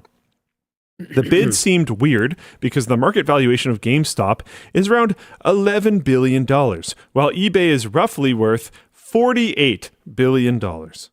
Is this like me, offering to? I've got my float plane shirt on here. Okay, is this like me offering to buy YouTube? You know, like this isn't even a merger. I think the scale isn't even close, to be honest. But you get what I mean, right? Like, I think they're a lot closer, but they're the smaller company, and they're not even offering a merger of peers. They're like, we're going to acquire. What are you even talking about? Anyway, sorry. Maybe if it carry was on. Floatplane trying to buy YouTube's toe. There's a lot of funny stuff with this. I think it's literally just a stunt, but we'll get into that. Why do you feel so compelled to spoil the punchlines for things, Luke? You can't help it. But there's so many good reasons why, and people gotta absorb it as we go through. About $9 billion which has me interested in if GameStop's valuation includes their cash. But anyways, about $9 billion of the cash for the offer would come from GameStop's war chest, with the rest being raised through a debt instrument from TD Securities, a subsidiary of TD Bank, provided a highly confident letter indicating a potential commitment to provide approximately $20 billion of the cash. Half of the offer in debt financing. Okay, I'm a little bit lost here. But anyways, it feels like Sam Altman being like, yeah, I'll buy all the RAM. It's like that level of like, I don't think they actually technically have to do it, but they've said that they probably will. Cohen went on CNBC's Squawk Box, where the hosts flagged that the value of all of GameStop's stock is just over $11 billion, and half of the stock half of the stock, half of the acquisition offer. Yeah, so the would acquisition require about offer 28 is half billion. stock. Yeah. Basically, there isn't enough equity or enough cash to make this make sense. And half stock, half cash also doesn't really make any sense. And if we go check out GameStop stock and we look at the last 5 days, I mean, it even went down. So it's worth less today than it was Technically when a month ago, it's up. But yeah, it's down up with this 4% because people saw this and were like, "Yikes," which is kind of funny. Yeah, the CEO apparently just kept on saying when asked like, "How does this make any sense? Like, where are you getting all that value from?" He just kept saying half cash, half stock, and then saying it's on the website. Go check it out there. It gets explained on the website. Yeah, amazing. I missed this part. He eventually told the host, "I don't understand your question." It's like, dude. Okay, sorry, carry on. He was framing the "I don't understand your question" as if there was enough stock and cash available, therefore the question didn't make any sense. But clearly there isn't. Fantastic. Yeah. Morgan Stanley analysts then piled on with a research note calling GameStop and eBay fundamentally different businesses with no real overlap, and noted that if the deal somehow closed, it would be the largest leveraged buyout in history. Then on May 6th, Cohen created a new eBay. This is my favorite part. Cohen, the CEO of GameStop, created a new eBay account under the username Ryan5050, 50 cash, 50 stock. Presumably a nod. Oh, yep, there it is. Presumably a nod to the half cash, half stock split, and then started listing personal items, in his words, to help fund the eBay acquisition, including, if I remember correctly, some socks and and other things. Frank Cifaldi? I don't know. Frank C. Of the Video Game History Foundation then flagged on Blue Sky that several of Cohen's listings appeared to come from the Game Informer vault, which housed decades of rare gaming memorabilia that GameStop kept after shutting the Game Informer magazine down. Okay. Yikes. Then late that same night, eBay suspended Cohen's account, citing concerns that his activity was putting the eBay community at risk. As far as my understanding goes, they have reinstated his account. I don't think that's in here. Analysts have pointed out that the whole thing likely comes down to Ryan Cohen trying to trigger a performance gate in his compensation package, which would unlock $35 billion in potential stock options if he increases the company's market value to $100 billion and achieves $10 billion in cumulative EBITDA. You know, what's funny is that is so much better analysis, I guess, of what he's doing. See, I thought this was as simple as GameStop hasn't been in headlines enough lately. I need GameStop in the headlines so that people pump it as a meme stock again. I was thinking 3D chess. That's like 4D chess. So if I need to reach a revenue target, I just go out and I borrow enough money to buy a company that already has that much revenue. It's brilliant. I don't think if you could make it work. think if anything, leaking that was the goal might have been part of the 3D chess, because I don't think this was ever going to happen. Well, no, it was never going to happen. But maybe he's I mean, we have no idea how much ketamine the average CEO is on, right? So maybe in his mind, this Terren. is serious. You should just cold call Terren and ask him. Oh, hey, Linus, you need a plug or what? we're concerned that you're not taking enough ketamine. All right, I'll ask him. We're looking at LMG's trajectory, and we're thinking you might need to take more ketamine. I forgot where I worked and that he would actually do that. Oh, I knew he was going to do it. What have I done? Hey, how's it going? Hey, you're live on the WAN show. Hold on, I'm just trying to figure out where the speaker hole on my phone is here. Can you guys hear him okay? There we go. Yes. Yeah, he's coming through. Okay, you guys got him. So we're just having a conversation right now about sort of like CEOs and their typical ketamine consumption, and we were just wondering, like, how much ketamine do you consume? I've had no ketamine so far. I have asked doctors for ketamine, and they said no. Really?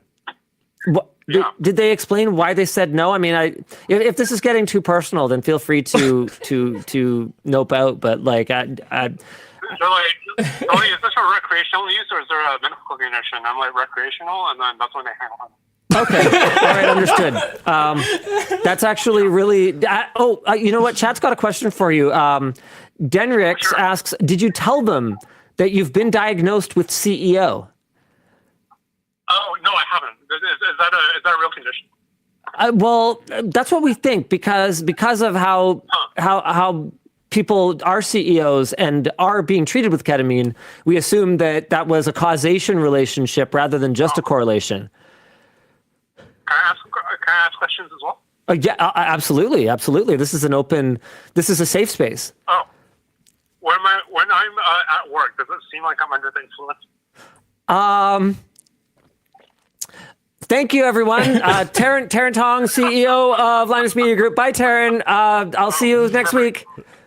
Wow, what a great conversation. That was tremendous. Should we go ahead and maybe do whatever it is that Dan wants us to do? Dan is currently flagging two more. Dan is currently flagging two more topics. Yeah, let's do some more topics. We can do this other weird one. This is good news, Sure. Show. Toyota built a $10 billion private utopia tech city. Last week, Ars Technica got an inside tour of Toyota's Woven City, the $10 billion private city of the future. Sounds very Disney. The company has been in Japan, has built in Japan. Yeah, there we go. That makes a lot more sense. And the picture they painted was mixed at best. Toyota chairman Akio Toyoda first announced Woven City at CES 2020 as part of a pivot from car maker to mobility company. And the first 100 residents, hand-picked alpha testers that Toyota calls weavers, moved in 6 months ago. Despite the city branding, only about 10% of the planned 175-acre site is actually built so far, although these things take time. Residents act as alpha and beta testers for a rotating slate of Toyota tech. Interesting. Toyota's stated rationale for the heavy surveillance is... Yeah, this is where things get a little dystopian. With the Woven City CTO telling Ars... that onboard car sensors can't reliably spot a kid darting out from behind a truck. So street-level cameras everywhere is part of how Toyota plans to hit its zero accidents goal. In practice, the camera density is striking, with Rs counting 8 at a single intersection and a half dozen even in small coffee shops, all feeding into Toyota's AI vision engine, which can track people across cameras based on their clothing. Toyota built a consent system called Data Fabric that lets residents opt in or out per service, and 98% of weavers, I'm paraphrasing because they were handpicked, have agreed to camera-equipped robots in their apartments. I guess we all have robot vacuums. Not all of us, but a lot of people do.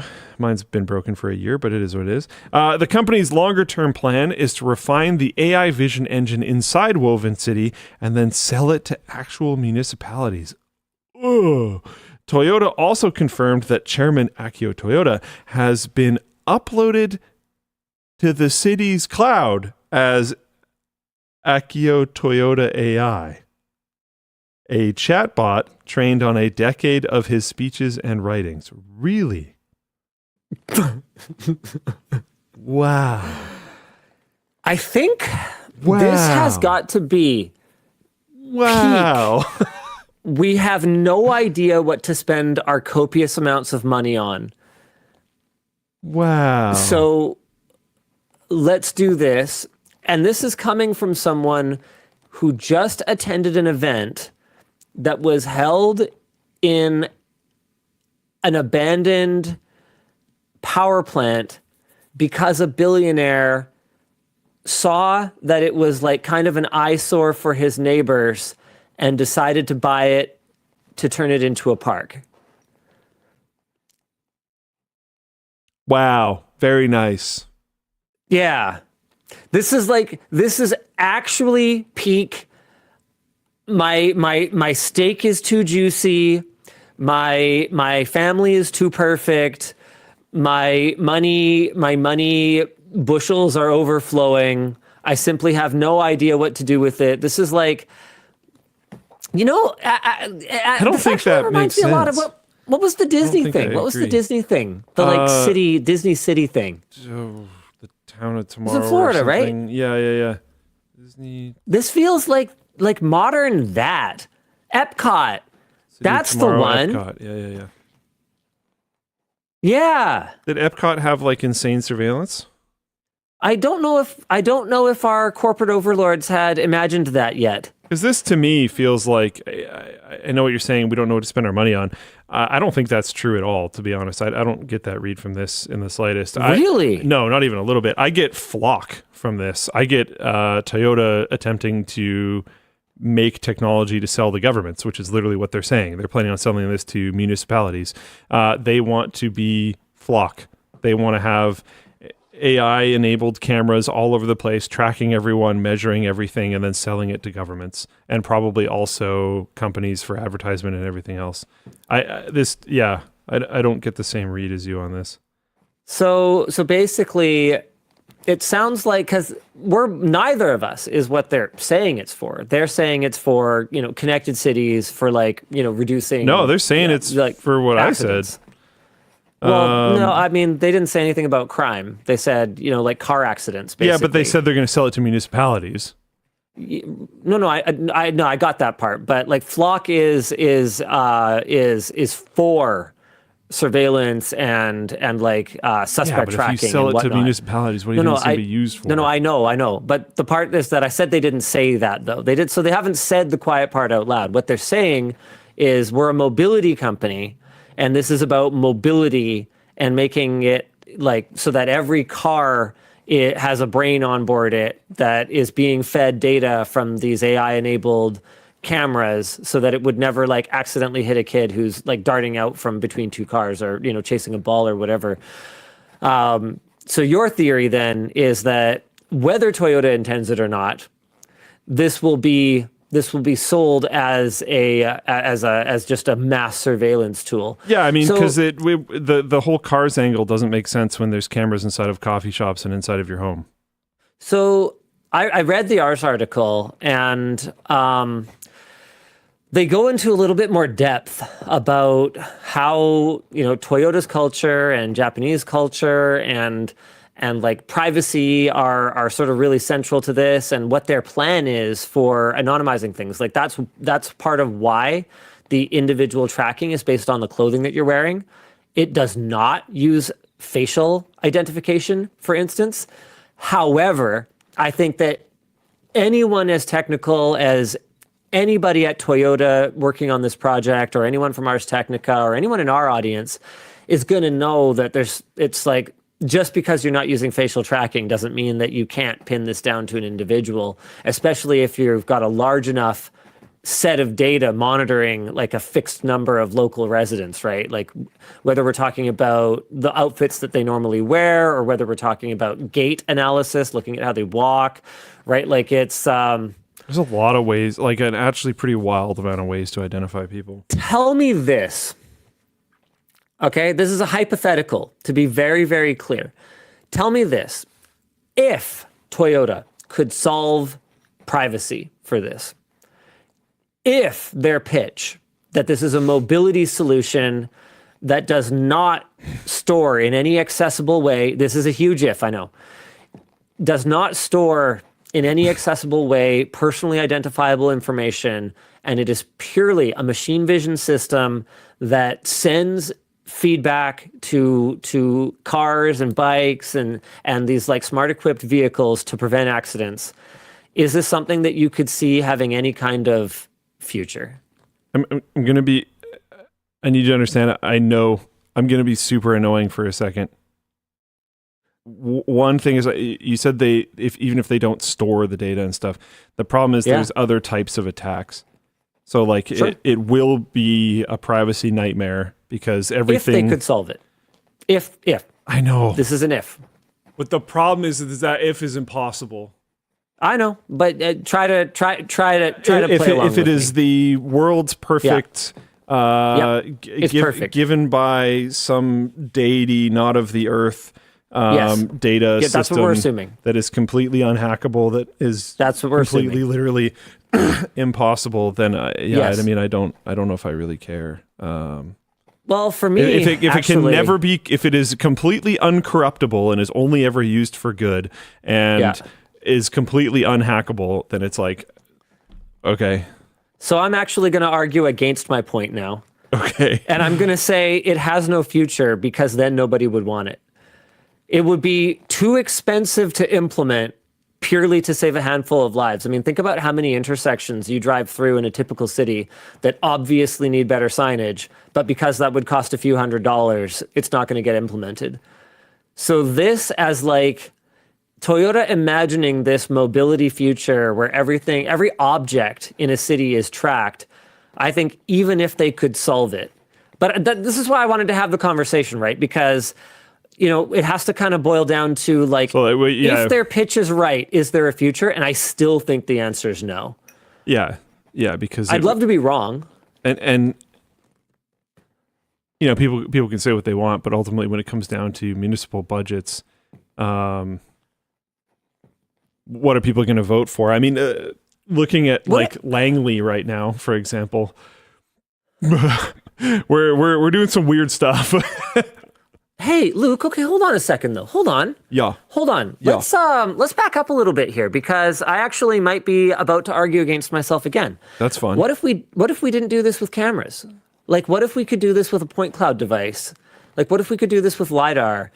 You'd still be able to because you'd still be able to see a blob coming out of this square blob at this time every day and going to the other square blob at that time every day. Yeah, never mind. I talked myself out of it again. Because like to me, like the cameras and the data analysis, and no matter how much compute and no matter how cheap cameras are going to get, they're always going to have some cost. You also just can't get around it. Like if surveillance is being done, it can be hacked, and it on a technical level it can be hacked. On a social level, it will almost certainly be corrupted. There's every example of, police officers using tracking equipment to track their girlfriends to see if they're cheating or following ex-girlfriends and ex-wives and whatnot. Yeah. There's every example of all these different things where if it's a social system, it can and almost certainly will be corrupted. And if it's a technical system, it can be hacked. And those things just like seem to effectively be laws of the universe. So it's tough when you have a system like this because you just know both of those things are true. I'm going to throw another wrench into the gears. Yet another wrench. Because I think this is just a really interesting conversation. Sure. Yeah. It's not interesting enough for me to have spent my $10 billion to, prove that it's not going to work or whatever. But I'm glad Toyota did it because confirmed I'm really WAN&src interested has to $10 talk billion. about it. Yeah, sure. I have a $10 billion offer in to buy this city. All I need is a $10 billion loan. But TD seems like they're game for this sort of thing. So they totally told me they'd do it. So yeah, let me throw this out and go, okay, but hear me out. As our methods for tracking these things get more and more ubiquitous and more precise and more absolutely everybody has them on their person at any given moment, how different would the point cloud system be? I think you can make a strong argument that the camera system is different, but like how different would it be? Hit me up. I mean, that's already a problem, right? I think we talked on a fairly recent WAN show about a crime scene where Google got, what is the right term for it, subpoenaed or something, for information on what devices were in the area at the time in this big window. So they were poking around in the phones of people. Yeah, and we know from there was no reason to suspect them. We know from the Snowden era. I don't know if he's still doing public stuff, but we know from when he was like a big deal in the news that when he was roaming around, he's throwing phones in freezers and stuff like that to try to Faraday cage them because they were already a problem. So it's like I mean, that's definitely part of it, but it's, I don't know, adding more fuel to the fire because the phones aren't perfect. You could decide to leave it at home. I remember when we talked about that story of someone said geofencing warrant. When we talked about the story of the geofencing warrant, it was kind of like astonishing to me that you would bring your cell phone to a crime scene. Because it's like, I mean, you can obviously be tracked. What are you doing? Well, that's the thing with criminals, Luke. Yeah. Yeah. So, it's tough. It's tough. It's also ultimately our opinion on it isn't really going to matter, I think. I don't think every either single of us person I've ever heard of who has talked about Flock in any way has been like, wow, this is obviously bad and evil and a terrible system. And they're all over the place. So, I don't know. All right. Well, it's Good News WAN show, so we're not going to linger on this any further. Why don't we instead talk about our sponsors for today's show? The show is brought to you today by Tello. Do you want a wireless service that doesn't drive you crazy? Tello me about it. That is literally in the script. I had to say that. Tello Mobile offers flexible and affordable phone plans with prices up to $25 per month, without any compromise to call quality, because Tello is on America's fastest 5G network. They offer flexibility in the way that you build your plan, so you can save a little money if you and your family know you need minutes or data. If you already have a phone and a number, Tello makes it simple to port them over. And every plan comes with great freebies like hotspotting, Wi-Fi and international calling, international roaming, and more. International roaming was such a game changer for me, dude. I love international roaming. Yeah. Plus, one of the best things about Tello is they still have real people that you can talk to if you ever need support, specifically with your phone plan, guys. You cannot call them to help figure out what to get your mom for Mother's Day. That's not what they do. You can check out Tello's unlimited plans at the link in the video description. The show is also brought to you by Zoho. Zoho's Op Manager Nexus is a full-stack observability platform that lets you and your IT team see everything that's happening to your IT system in one place. It is built to work with the tools that you and your team already use and fits right into the Manage Engine ecosystem. It's backed with strong data encryption, adhering to industry and regional compliance rules so your data stays protected. And if your team prefers to operate with the flexibility of the cloud, or if they need the full control of an on-premise setup, the Op Manager Nexus works with both. Super cool. It's easy to deploy and has customizable dashboards, so each member of your team gets the reports and information that is most applicable to them. And Zoho has multiple data centers around the world with everything backed up regionally to help with reliability. That's an especially relevant thing for them to call out right now with some data centers experiencing some bomb-related maintenance. Anyway, Op Manager Nexus. Stop guessing and start knowing with full stack visibility. We'll have it linked in the video description. All right. Some float plane announcements? Do we have any of those? We probably do. I assume we do. All right, we got some float plane announcements. We received an anonymous report that one of the two Why Is WAN late competitors thinks that the other is not trying so hard. I wonder who it could be.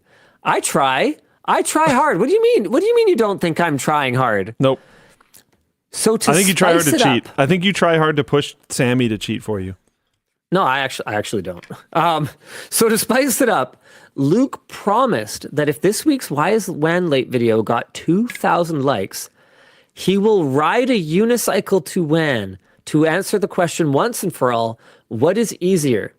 Linus getting to set on time or Luke learning to ride a unicycle to get to the WAN show? Which I cannot do. Yeah, and I was will going to not say. Succeed at. I don't know if you will ever be able to do that. No, probably not. No offense, but Not with that mindset. You're not like I don't think I have the that form agile of and you're coordinated. very top heavy. Yeah. I don't mean this in like an offensive way. I Well, just now mean I it in have a like to. I just mean it in like an objective observation way that Now I have I to. don't. You didn't put that. You put a lot of points in strength and not that many in dexterity. Like you got some in there, I think, but man, like unicycle dexterity. Ford Explorer of the person. yeah, I'm not sure. Explorer, please. Excursion is more like it. Okay. In other news, I don't think that's quite accurate, to be completely honest. But no, that's an okay. excursion's that's a powerful vehicle, sir. No, I just Yeah, but does it think, tip over when you turn around a corner? Okay, you know what? That's fair. Map in Floatplane chat says unicycle not that hard to learn, and Charcoal says he has to ride a unicycle, not ride it well. I haven't even been on a bike in Ever? many years. Apparently, I read this online, so take it with a grain of salt. You don't forget. Well, Like a unicycle, but he never learned a unicycle. No, he said he hasn't ridden a been on a bicycle bike. in a long time. Oh, but yeah. Thank you, Dan. That's very helpful. You're welcome. I appreciate your compliment. Yeah. Okay. So this will be interesting. We also have how many likes is the video at now? Oh my goodness. It's at 1,400 likes with 0 dislikes. yeah. It got like 16 likes in the time it took me to refresh this page. Yeah, you can be the first one to dislike it. No, I'm going to like it right now. Okay, now it has 1461. Oh, I Hold can on, I'm going to refresh it again. from your account because it's the same account. You didn't. No, I did How not. dare you? I downvoted it. How dare you, I Mr. downvoted Besser? it. I was the first person to downvote it. Let's go. I would have Unbelievable. to do something. Let's go. All right, Luca, you'll have to do screen cap for this. In other news, we also have badges now, designed by the one and only Ashley from the Creator Warehouse team. Floatplane now supports badges, so you can flex your vanity cosmetics. Right now, we only have length of active subscription, but we're looking to add more cool things like if you were subscribed during big events like Scrapyard Wars, or what tier of sub you're on, and even badges to recognize super active members of the community. We should make it a crystal. It should just be, Dan, can you send that over to Ashley? It should just be like a gem, because I can't think of a more ludicrously, oh my God, get a life, active member of our community than Crystal Fier 88. Don't take this the wrong way, Crystal. Just wow. Anywho, some badges can be added retroactively, so be sure to join. If you have some suggestions, you can go ahead and leave them in the comments. Someone said Langley House, cats, and the vessel logo for OG. So yeah, we're definitely working on some stuff.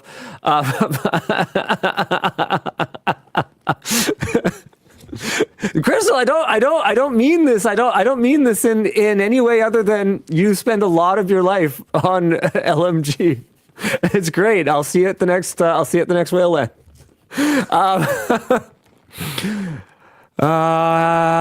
We also have a video of the damage that Sammy did to that monitor that he brought onto WAN show last week. I don't know if Luke is launching that or if it's already launched, and we promise to improve Floatplane, and we're looking to provide more benefits for subscribers at lmg.gg/floatplane. So now's a great time to join. Can't wait to see you there. All right. PK7 says, get a life respectfully, but we do enjoy having you here for real. Yeah, dude. It's great. It's great. No, I mean, we do. We enjoy Crystal's company. We legitimately do. Oh my goodness. Okay. What? Well, no. I'm ignoring you entirely. I found the part of the video where the monitor gets impaled. Ashley is very confused. What exactly am I messaging? Just the one for engagement, for like hyper engagement. It should be like a gem. It should be a crystal. Do we have more than one Ashley? Yeah, Ashley W. We actually have. Yeah, we Wrong, definitely. Ashley. Way to go, Dan. That moment when you really do need a company directory because it has gotten to the point where you can't know everybody. Didn't check. Yeah, didn't you like work on it? Yeah, sort of. Dan, what the heck? I don't update it. That's HR. Doesn't maintain it. Okay. All right, that's good. Love it. Oh, hey. Polarize asks, are you guys participating in the BOINC Pentathlon? I haven't put anything into it yet other than some prizing. So Chewy messaged me earlier this week and he was all like, hey, you mentioned on WAN Show that you like want to do prizing for BOINC Pentathlon? And I was like, yeah, sure. Can we do that? And he was like, okay. Are you good with $1,000 worth of LTT Store gift cards? And I was like, sure. So we're doing 10 $100 LTT Store gift cards as part of the prizing for the BOINC Pentathlon over on the linustechtips.com forum.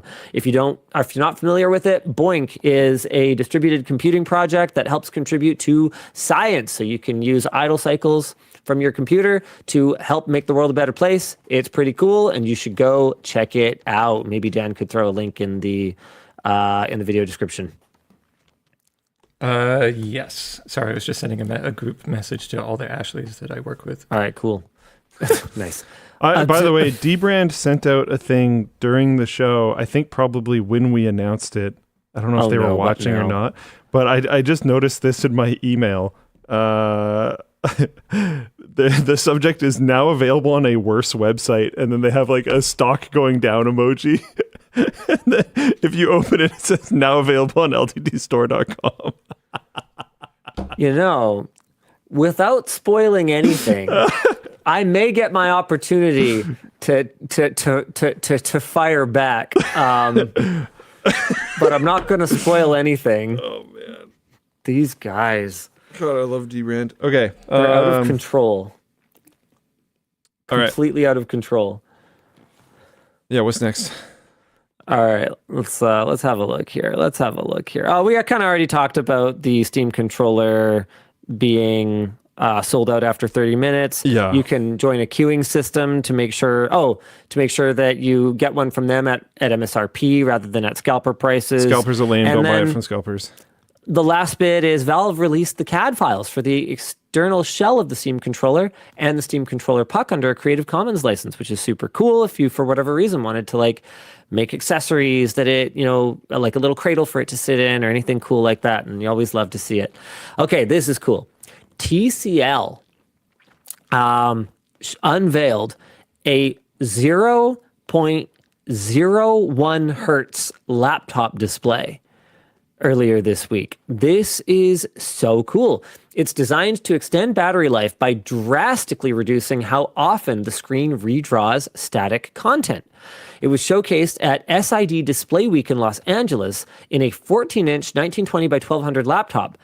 So this panel can refresh as slowly as one frame every 100 seconds. Far below the 1 hertz screens that have previously been developed by companies like Intel and LG. The coolest part, though, and this is where it gets real, is that the display is divided into 12 zones that can independently shift between 120 hertz and 0.01 hertz, allowing you to have high refresh rate in areas like an active video window, while the rest of the screen remains nearly static, not being updated. TCL estimates that the technology, or TCL CSOT specifically, estimates that the technology can add over an hour of video playback time, and the LCD panel uses the company's proprietary Oxide TFT backplane. Our discussion question is 12-zone refresh switching enough for a seamless UI, or will the lack of granularity cause noticeable artifacts? I mean, I think the answer to that is probably just going to come down to driver and operating system management, so that if you have a window, like an active video window or something like that, that slightly overlaps one of the control zones, it'll just activate everything that's around it.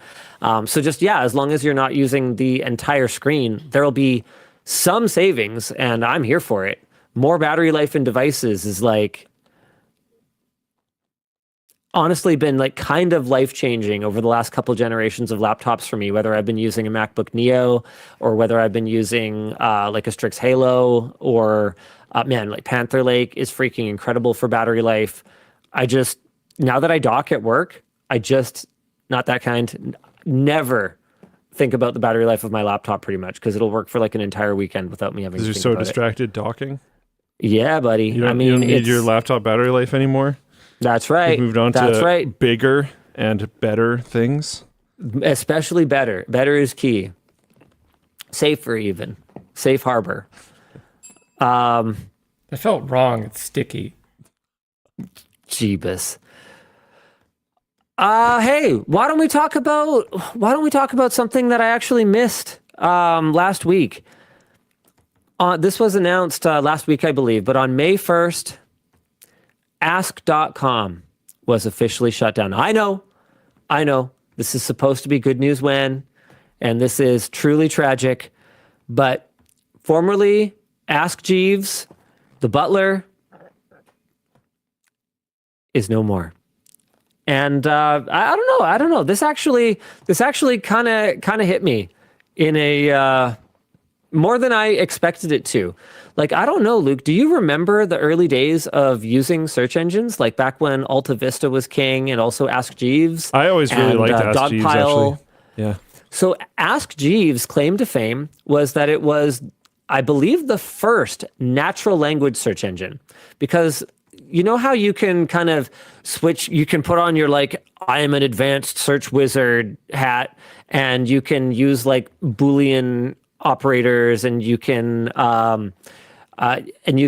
sort of go into like power user mode using a search engine rather than just asking it a natural language question. That was like how they all just worked back in the day, except for Ask Jeeves. They had this cute butler mascot, and you would just type in a natural language question, and it was like actually pretty good. A little bit of history in our notes here. It launched in 1996 out of Berkeley with a now familiar pitch: type a full question in plain English and get an answer.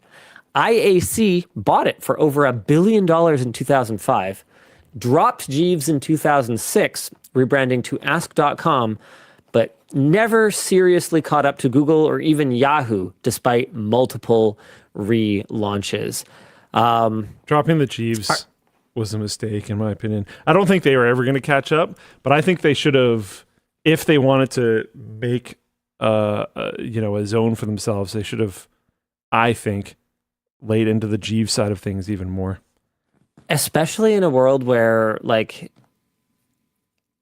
I feel like one of the things that's almost holding back the emotions that people feel towards their AI chatbots is the lack of an avatar like a Jeeves. I think, if anything, the timing for Jeeves could be better than ever if it Jeeves was powered like by AI. Almost agentic search.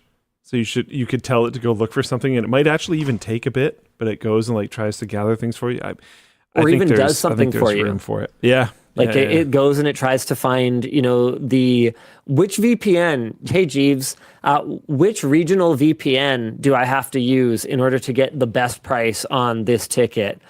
Please make sure you're using an IP other than mine to search. Because like, I'm sure you've run into this, Luke, where the second time you look at something, the price goes up, right? And it doesn't matter, like, which region you pretend to be from, or like what computer you, like somehow they follow you and they know, oh yeah, they've looked at it twice, they're going to book it.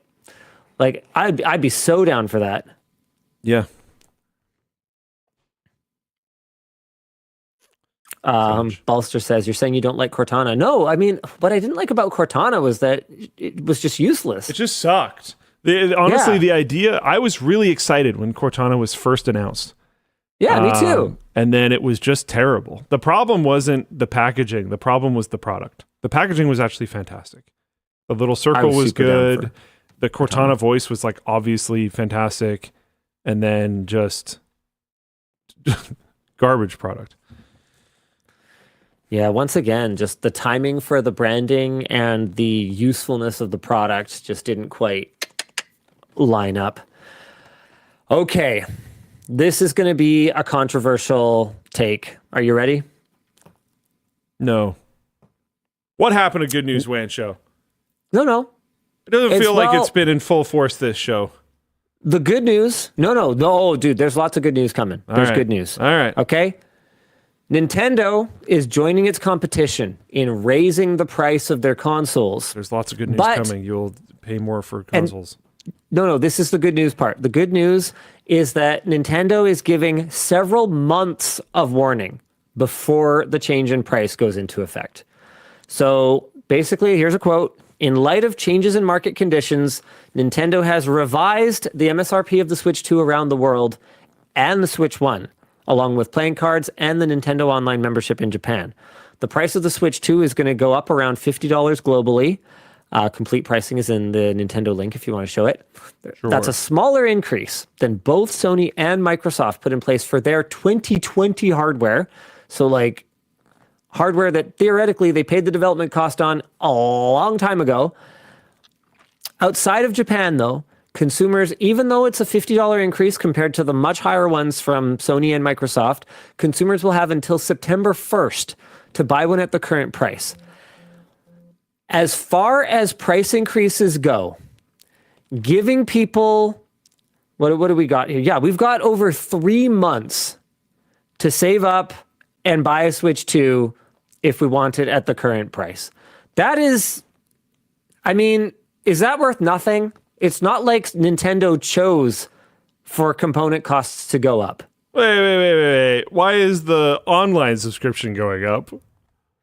I think that's only in Japan though, right? The notes say Japan. Yeah, maybe. That doesn't line up though. Open price? I don't know what open price means. It's one interesting thing from this is that the European and American pricing is matching up now. The current price was cheaper in the US by $20. And they're now aligning. Canada are, we still suck, so it is what it is. Yeah, interesting. If they were gonna do it, I appreciate the heads up. Yeah, I mean I guess that's the most silver lining thing that I can. It's not the silver lining show, Linus. It's a good news show. But the good news is that they gave us warning, and so I need to make sure I talk about it on WAN Show, so that if you really wanted to switch to, then you can get it now still for the original price before it goes up. That's the good news, Luke. Because if we didn't talk about this and someone got blindsided by it on September the 2nd, that's on us. No. We got to give people a shot. Not shouldering that responsibility. We can't. We got to bring the people the news they need to know. Okay, this is important news.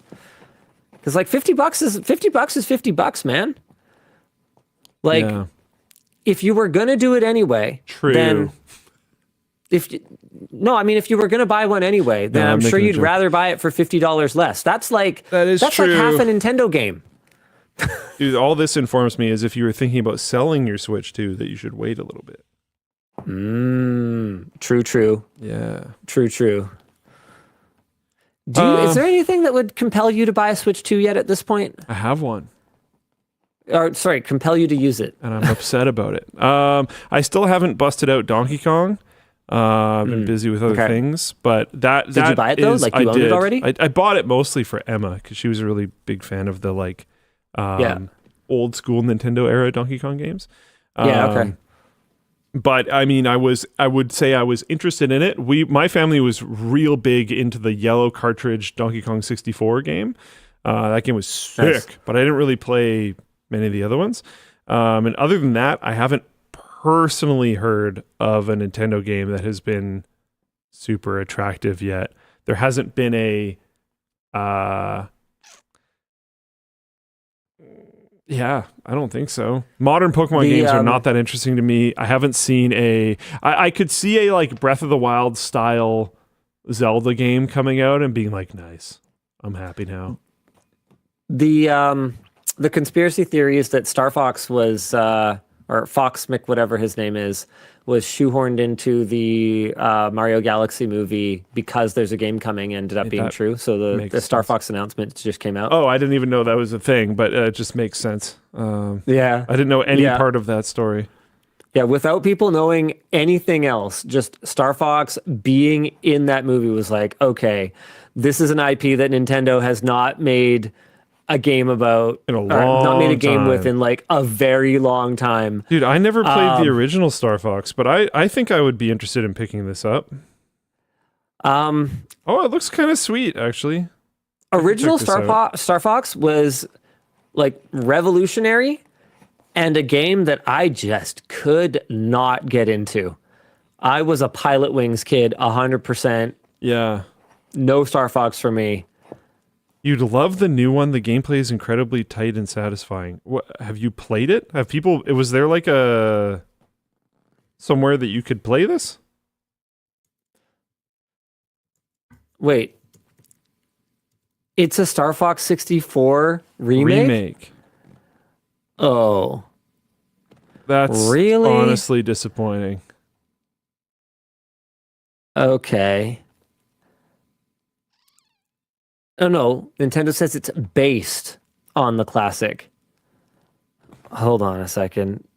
Oh wait, based on the classic space shooter Star Fox 64, but with redesigned characters and upgraded visuals. Alrighty then. Well, that was a cool conversation while it lasted. All right. So this went from that makes me excited to have had a Switch 2 to meh, considering it's probably going to be full fat price or close to it. I'm going to do better. I'm going to do better. All right. On Monday, BlackBerry's stock jumped 13%. Yes, that BlackBerry. Is it still a Canadian company? Yes. Really? 13% in pre-market trading after a Wall Street Journal feature reminded everyone that BlackBerry, a decade after ditching phones, does in fact still exist and is profitable again. What? The driver of the new profit, pun intended, is QNX, a real-time operating system that BlackBerry acquired in 2010 that I was reading a couple articles about this. I kind of went down the rabbit hole because I was like, what? So that BlackBerry acquired in 2010, and that just was like kind of quietly doing their own thing, being mostly ignored by BlackBerry, but that now accounts for about half of the company's revenue and is embedded in roughly 275 million cars on the road today. So this is separate from the Android Automotive or like whatever operating system this you is might running the car interface with in your car. This is running things like collision warnings, blind spot monitoring. So like when the LED lights up on your mirror, QNX is doing that. Safety adaptive information cruise, stuff. lane keep assist.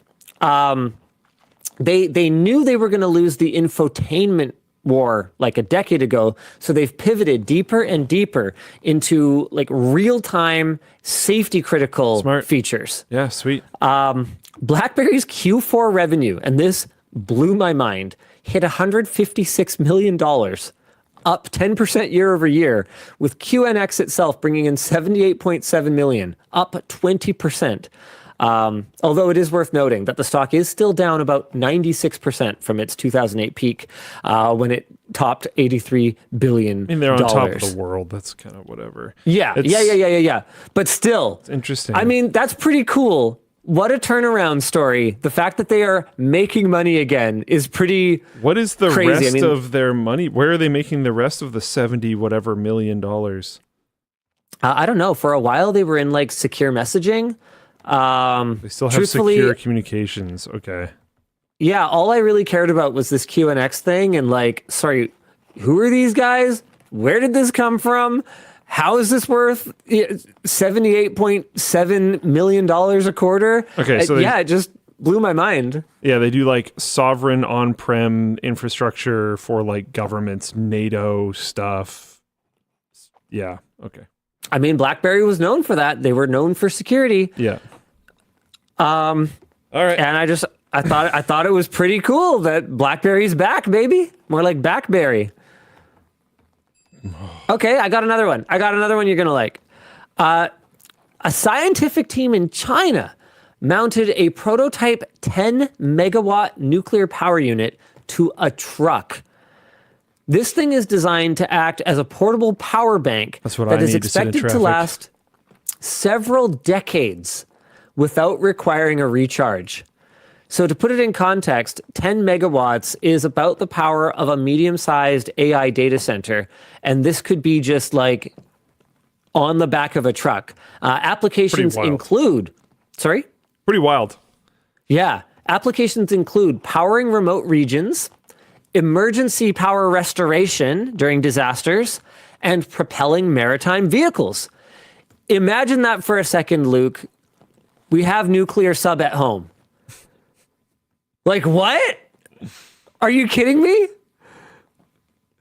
The team has spoken about similar systems for use at the microwatt level for healthcare applications like pacemakers. Apparently they're also being considered for space systems.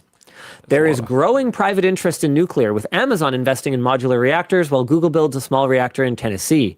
Amazon, Google, Meta, and Microsoft have all joined the World Nuclear Association. I could see that being a really cool outcome of the AI boom and crash, is if all these tech companies use all of their buckets and buckets and buckets of money to build a bunch of clean nuclear power, and then the market crashes and they don't need it anymore, and then we would just have a lot of really clean power infrastructure.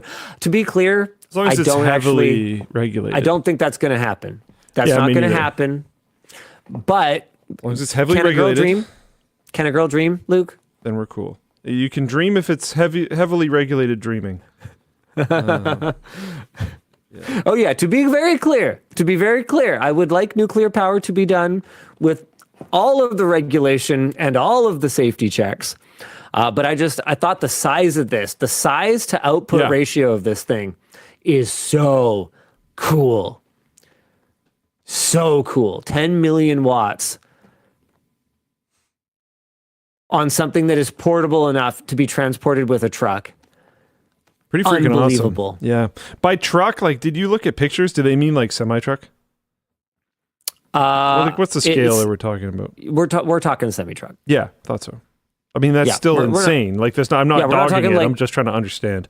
In the back of your F-150 or whatever. Yeah. Strap it in. Okay. Yeah, buddy. All right. Okay. Hold on. I can do more.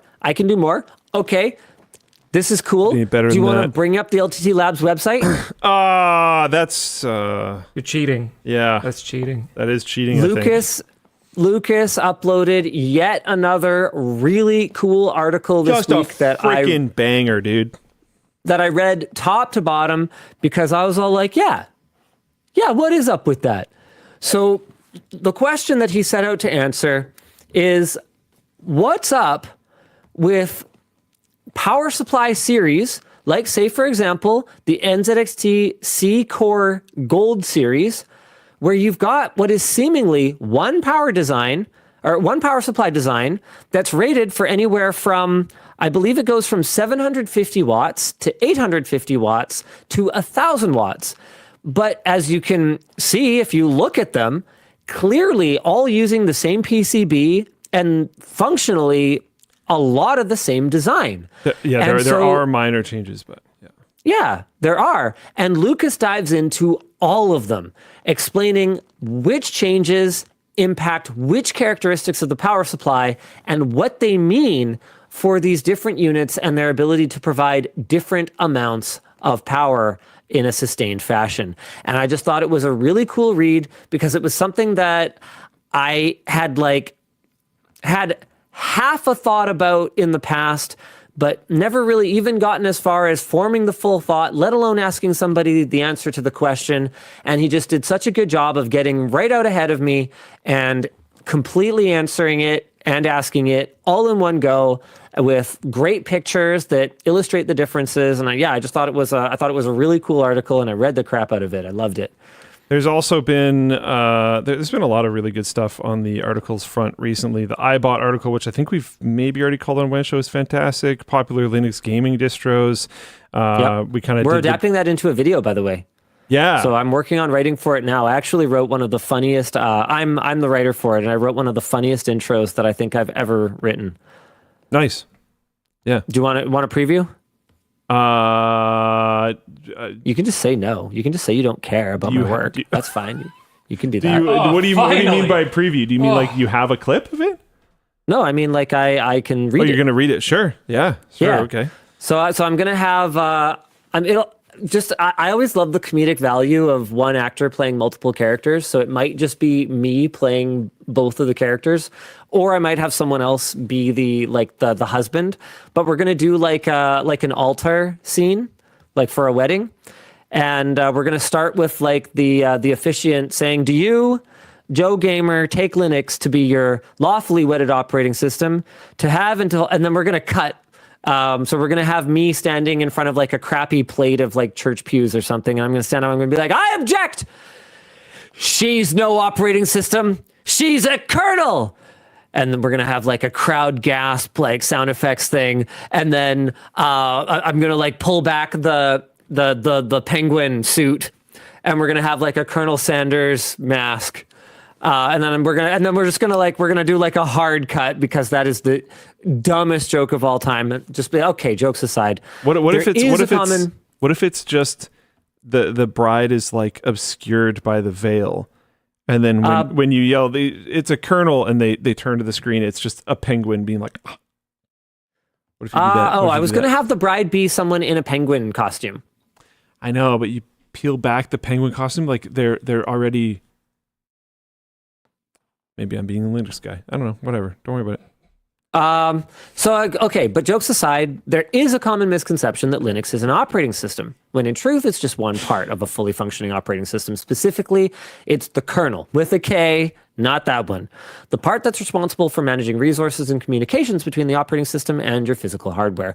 So it's just kind of like it's just like a super goofy opportunity to, have a fun costume and have a really memorable way to, without being all actually and insufferable about it, remind people that Linux is not in fact an operating system. It is a kernel, and that's one of the big challenges that it faces, both in terms of support from game developers and also in terms of choosing the right one. And that's how we're ultimately going to get into the meat of the video, which is what are the performance differences for gamers between the various Linux distros that are out there. And that was, if you guys want spoilers for the answer, the article is already up on lttlabs.com, and you can go check it out.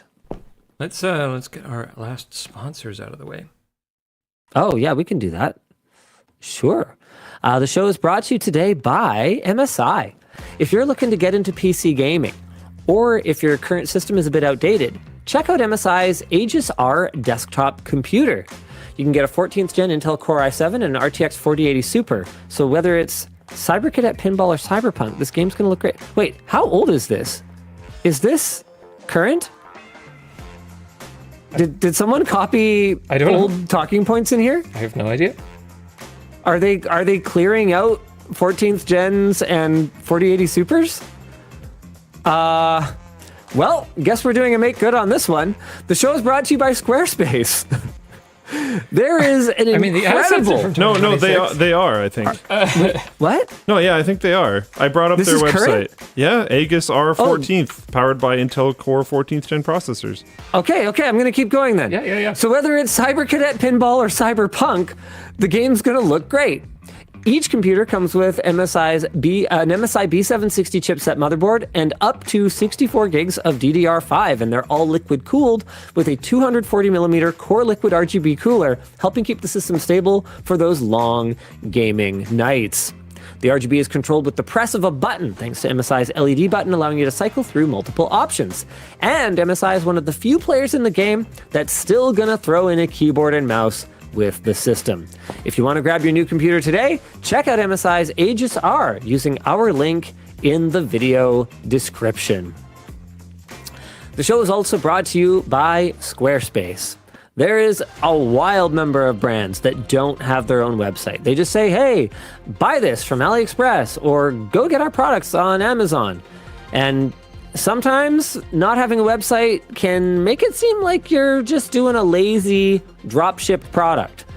So if your brand and your business is one of quality, maybe it's time to put your money where your mouth is and invest in your image with a website that reflects that. And Squarespace is here to help.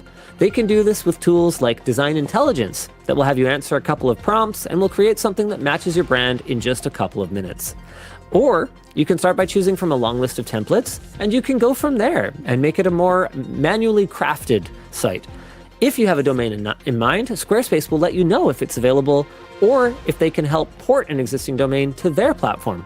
Or they can help port an existing domain to their platform, We've used Squarespace for many years for our linusmediagroup.com website, and I gotta say, for me, going off brand talking points for a second here, the best thing about it is just the ease of use. It's just so easy to manage. You don't have to be technical to do it. Anyone can do it, and just update the website on a whim. You don't have to wait around for the right team to give you access to it. It's just, you make a quick change and it's done. I love it. So build yourself a website that really stands out today and get 10% off your first purchase by visiting squarespace.com/WAN. All right. You want to pick one? Sure. You want to pick a cool one? Let me, Dell and Lenovo answer Linux vendor firmware services call for sponsors. LVFS provides seamless system and component firmware updating under Linux with the FWPD client and web portal. FWUPD.org is used by all major Linux distributions. The project has shipped more than 145 million firmware updates so far. Dell and Lenovo are the first two premier sponsors and will be supporting LVFS with at least $100,000 US annually. Other sponsors include Framework, investment disclosure for that guy, the Open Source Firmware Foundation, Red Hat, and the Linux Foundation. This is huge and awesome. Very cool.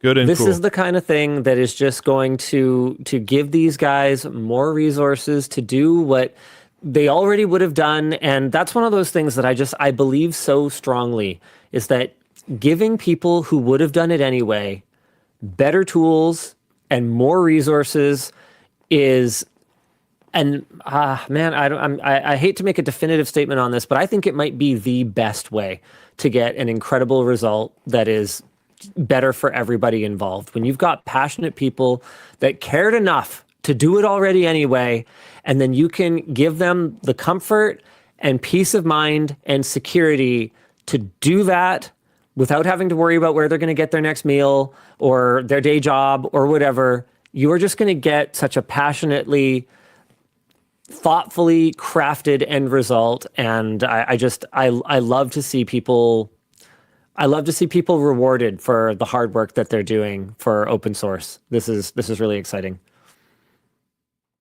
Holy crap. What the heck? What's up? Do we need audio for this? Okay. Dude, that's what you found. Okay, Luke was looking for the next topic. Yeah, this one's cool. There's a subject called Cool LTT Render by I Eat Pizza 88 on Reddit. And I was like, oh, that'll be kind of neat. And then I looked at it and I was like, what? Get ready to have your mind blown, everyone. Got audio playing elsewhere, so I need you to mute that first. Okay, hold on. Is it just the show? Do you know? I think it's the show. Movement. I think it's the show. Is it gone now? Yes. Got it. It was the show. We'll do C and enable that button. Okay. I don't know if Linus will be able to hear this, but hopefully we will. That's fine. I've heard it. I got nothing. I accidentally paused it immediately, I guess. My bad. Wow. I wonder if there's... Hold on. One sec. One sec. No. It's working. Okay, we're holding on. Is there Easter eggs in here? What's in here? I do not have enough resolution to read that. Projects. Sexy segue. Sexy segue. Tech House. Top secret. AMD tech upgrade shoots. There's some Easter eggs in there. Okay. Click play. Damn it.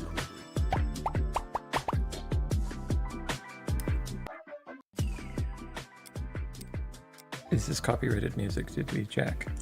Well, I guess it is what it is at this point. We didn't check at all. So cool. God dang. We're not done.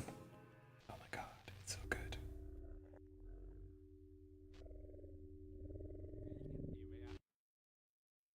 Wow.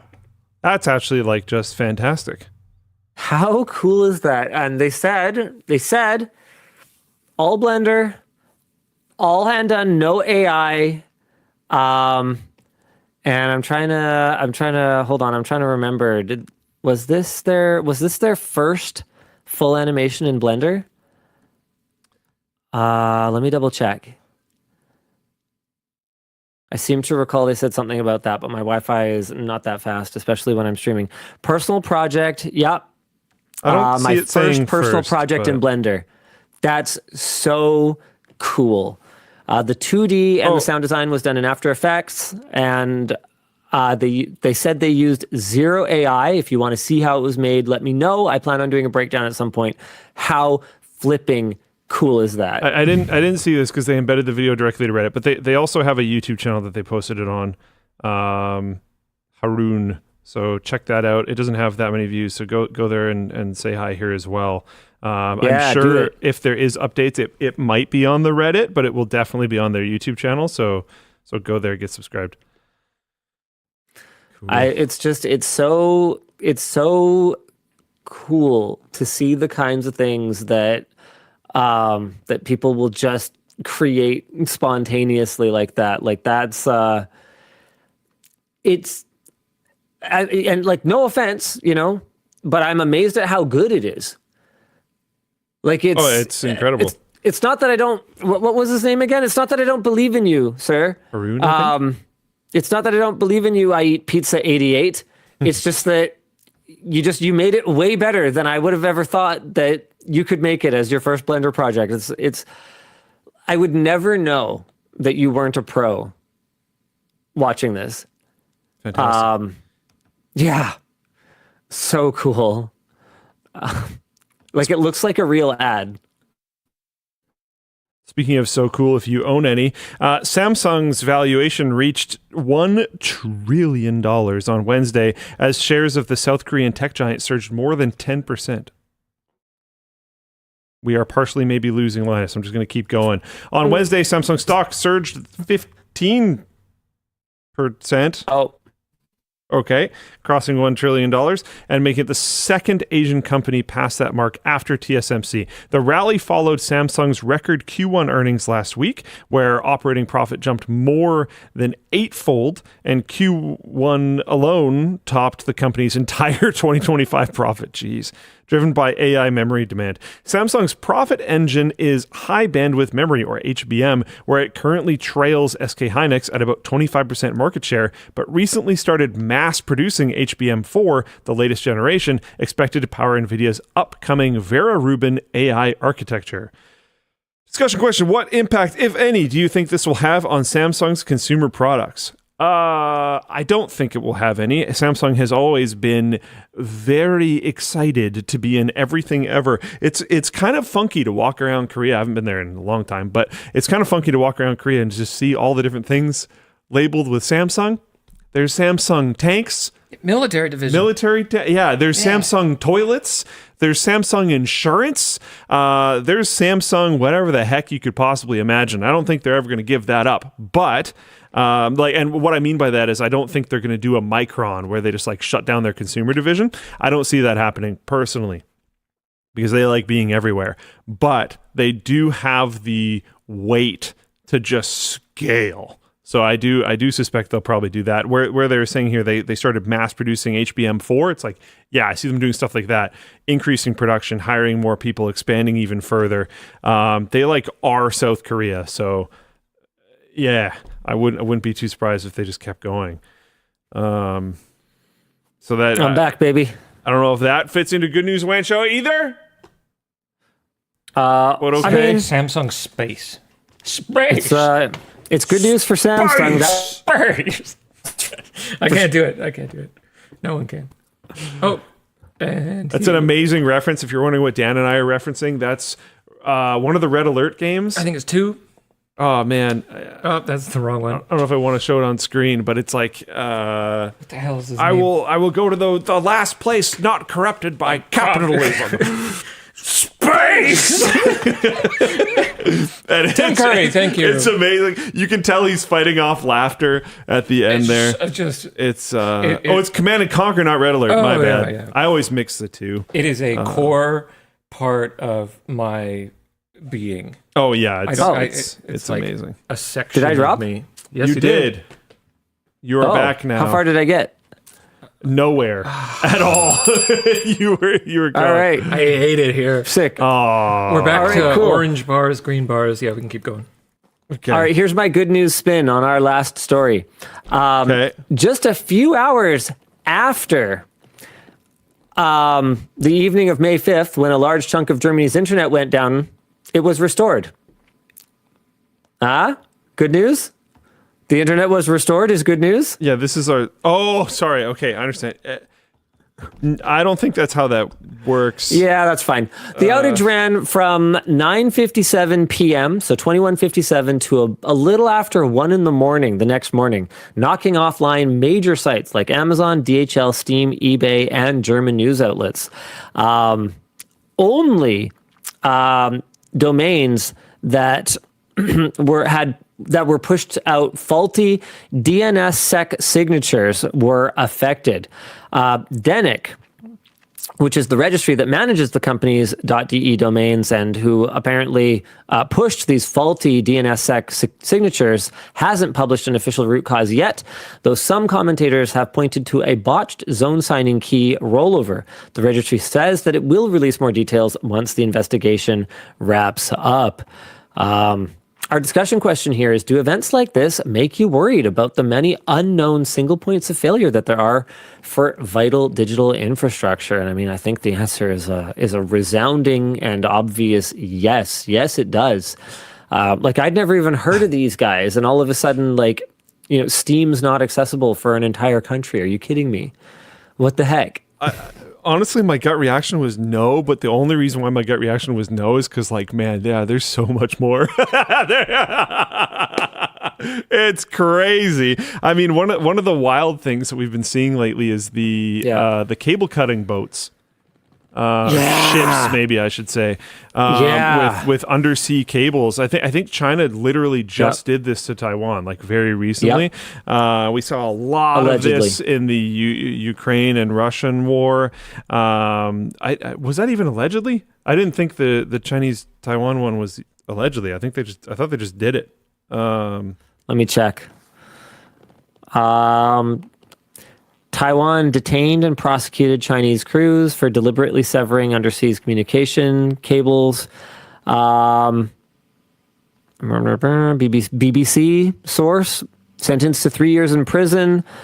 It just says Chinese national, though. It doesn't, so maybe I don't know if they've been able to prove that the Chinese government did it. I didn't read deeply enough into it, but I thought it was literally a ship designed to do this that they were testing, and then it worked. But I don't know. But either way, man, the internet as we know it is such a crazy combination of building blocks of different systems and organizations and people and individuals and open source software and closed source software and a massive variety of companies. And the fact that it all works works and has insane uptime as a generalized system is the fact that I'm talking to you right now. Is a miracle. Mind-blowing. We should never stop believing that. We should never take it for granted, because it's the deeper you go into it. I feel like it's like one of those those IQ curves. What is it like dumb smart, smart dumb smarter, whatever. Normal but basically distribution. How amazed you are by the internet. If you're super dumb, you're super super amazed. And then if you're kind of midwit, then you might not be that amazed. And then if you're super smart, you're probably really amazed, because there's so much professional grade duct tape. No, I know it's called a bell curve, but it's like a midwit meme. Bell curve. I watched a video last night where Destin from Smart Every Day was talking to the astronauts on the ISS, and I kind of like wait, no, it's not. mentally paused partway through just to like marvel at. I understand it's not new technology, not by a decent amount, but I paused for a second just to marvel at the fact that they were having a video call. It's just like, Yeah. damn, dude, that's crazy. Yeah, it's a wondrous thing. So there's a version of the midwit meme where the like cloaked genius is at both ends of the distribution, and then the like dumb guy is in the middle. I knew what you meant. Yeah.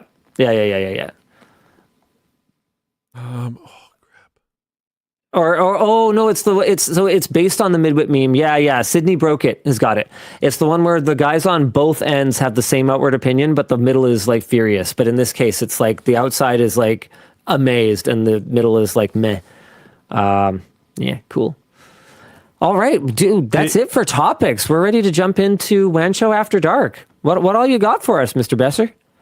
Well, give me a second to change everything over. We know you have a life, Crystal. I just know you can take it. You can handle a little bit of ribbing.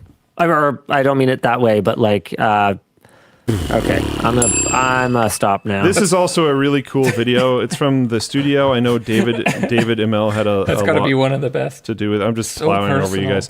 David Imel had a lot to do with this. Are there really 7 keys to the internet? This, if you want to look into more of like, man, how the heck does this thing keep working? This is honestly a great video. It was stunning to me that this only got 180,000 views. This is a really good video. It's a really interesting look into how some of this stuff works. Yeah, anyways. Internet is a crazy thing. Hi, WAN team. Getting the ABCs of gaming for my 10-day newborn boy, smiley face. Oh, congrats. Linus and Wow. others, what is your best tech tip for younger babies? When should someone start them out on it? In your opinion, thanks. I think you should basically delay it as long as you can, because they're going to get plenty of screen time and plenty of, gaming time. And when they start asking for it is basically when you should start even beginning to ask yourself, should they have any in my opinion. I mean, there's always going to be times when, let's face it, being a parent is not always easy, and sometimes you actually just do need a break. Kids TV 1, 2, 3 taught my firstborn the alphabet and how to count and phonics. It's a YouTube channel. I'm not proud of it, but I'm not ashamed by it. As for getting them into tech, I don't think it's really like time-based, but it's like motivation-based. So my kids had access to all the tech that they could possibly want, but they didn't really start like learning 3D printing and modeling until the girls wanted to make toys and my eldest wanted to make some money and start a side hustle selling 3D printed stuff. It's gonna happen organically, and or it might just not. And here's the thing: you can't make your kids be interested in the same stuff that you are. It just doesn't work that way. Do it in front of them. That's a big thing. They will naturally be interested in whatever it is that you're doing. So if you're always like fixing up bicycles, or if you're always working on computers, and you make a point of involving them, that's your best shot at them adopting like a healthy relationship with whatever it is that is your hobby that you want to do with them. Hey, Linus, if Project Helix is a Steam Machine-like device and Windows is improved, how well do you think it will do against the Steam Machine? Oh, I mean, I feel like Luke has immediate thoughts on this. I could see it. I could see it in his face. I actually don't think they compete that much. Yeah. Yeah. I think they're in different markets. I think Microsoft has to compete with SteamOS, but on a PC level. I think the people interested in a Steam machine are interested in having Steam on their TV. And if Helix is going to matter basically at all, it's going to have some timed exclusives or whatever else.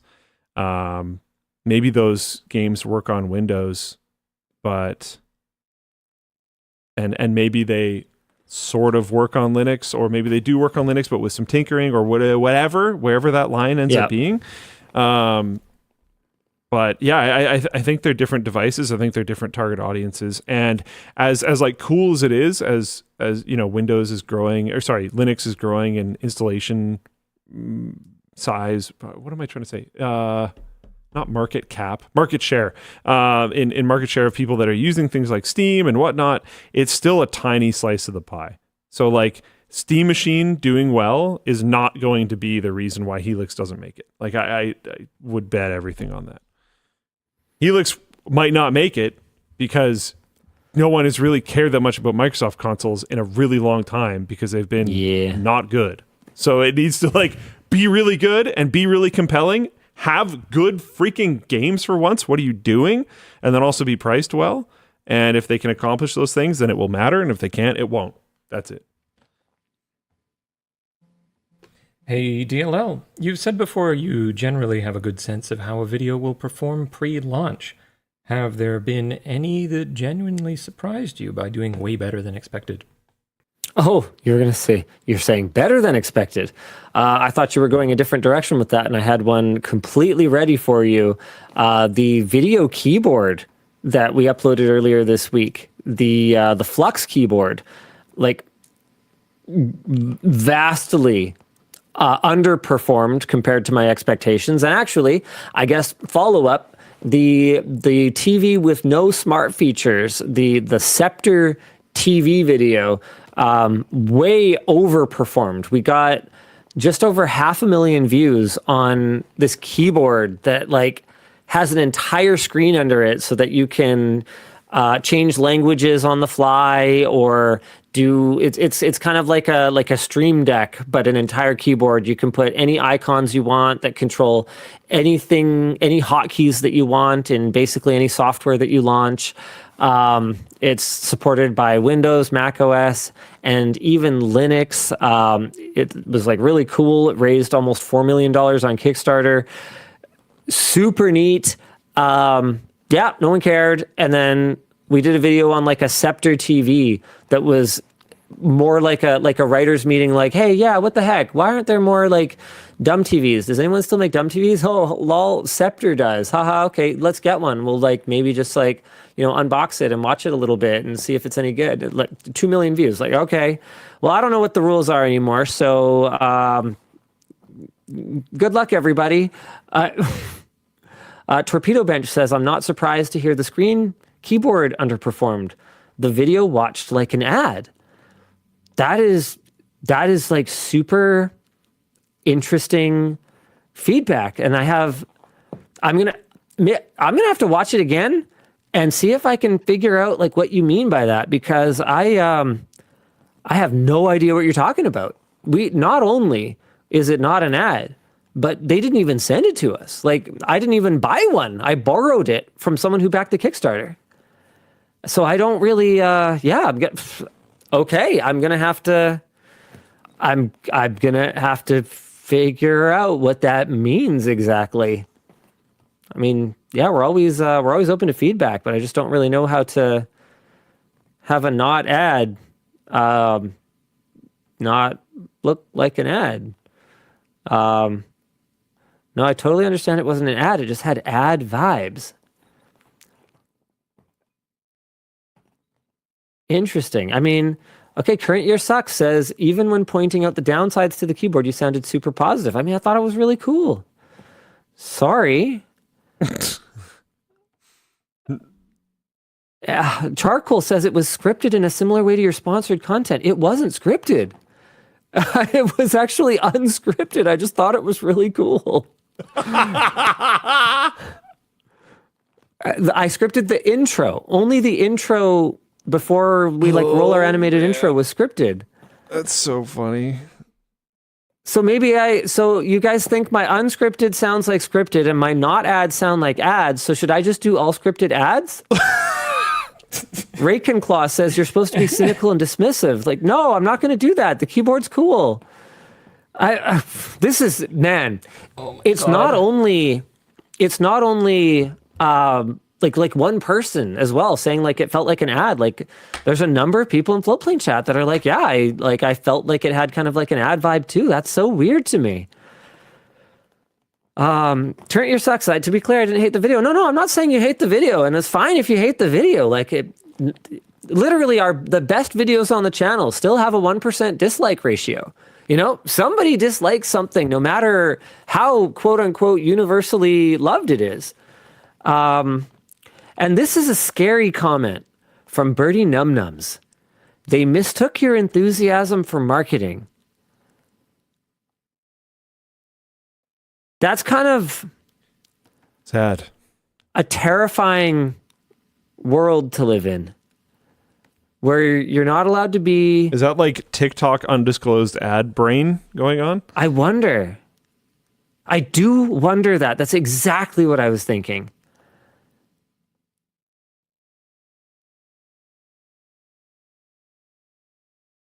Huh.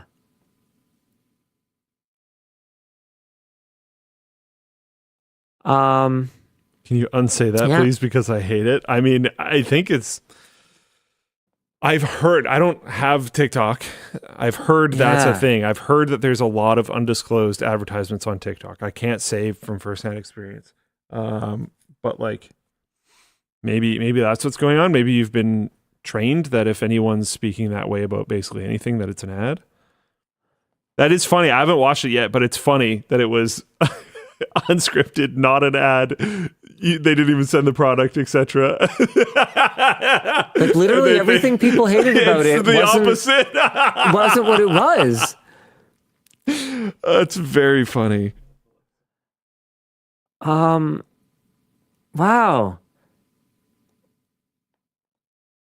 You're really, it's called This Video Raised, I'm talking to Dan, this video raised 3.8 million on Kickstarter.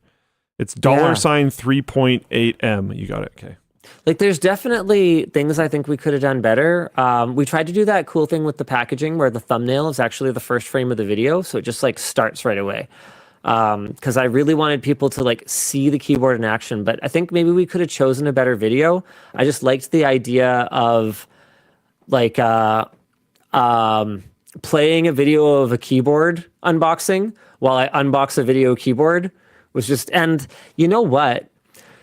Oh, I wonder if this is something, because I shot the intro afterward, like after we'd already gotten it working and I was already like super excited about it. So maybe that's what's going on. For like an intro, maybe I seemed too excited for something that I like hadn't really like explained or shown yet. Super stupid server dude, a fantastic name in Floatplane chat, said I got those ad vibes too, and I don't watch TikTok.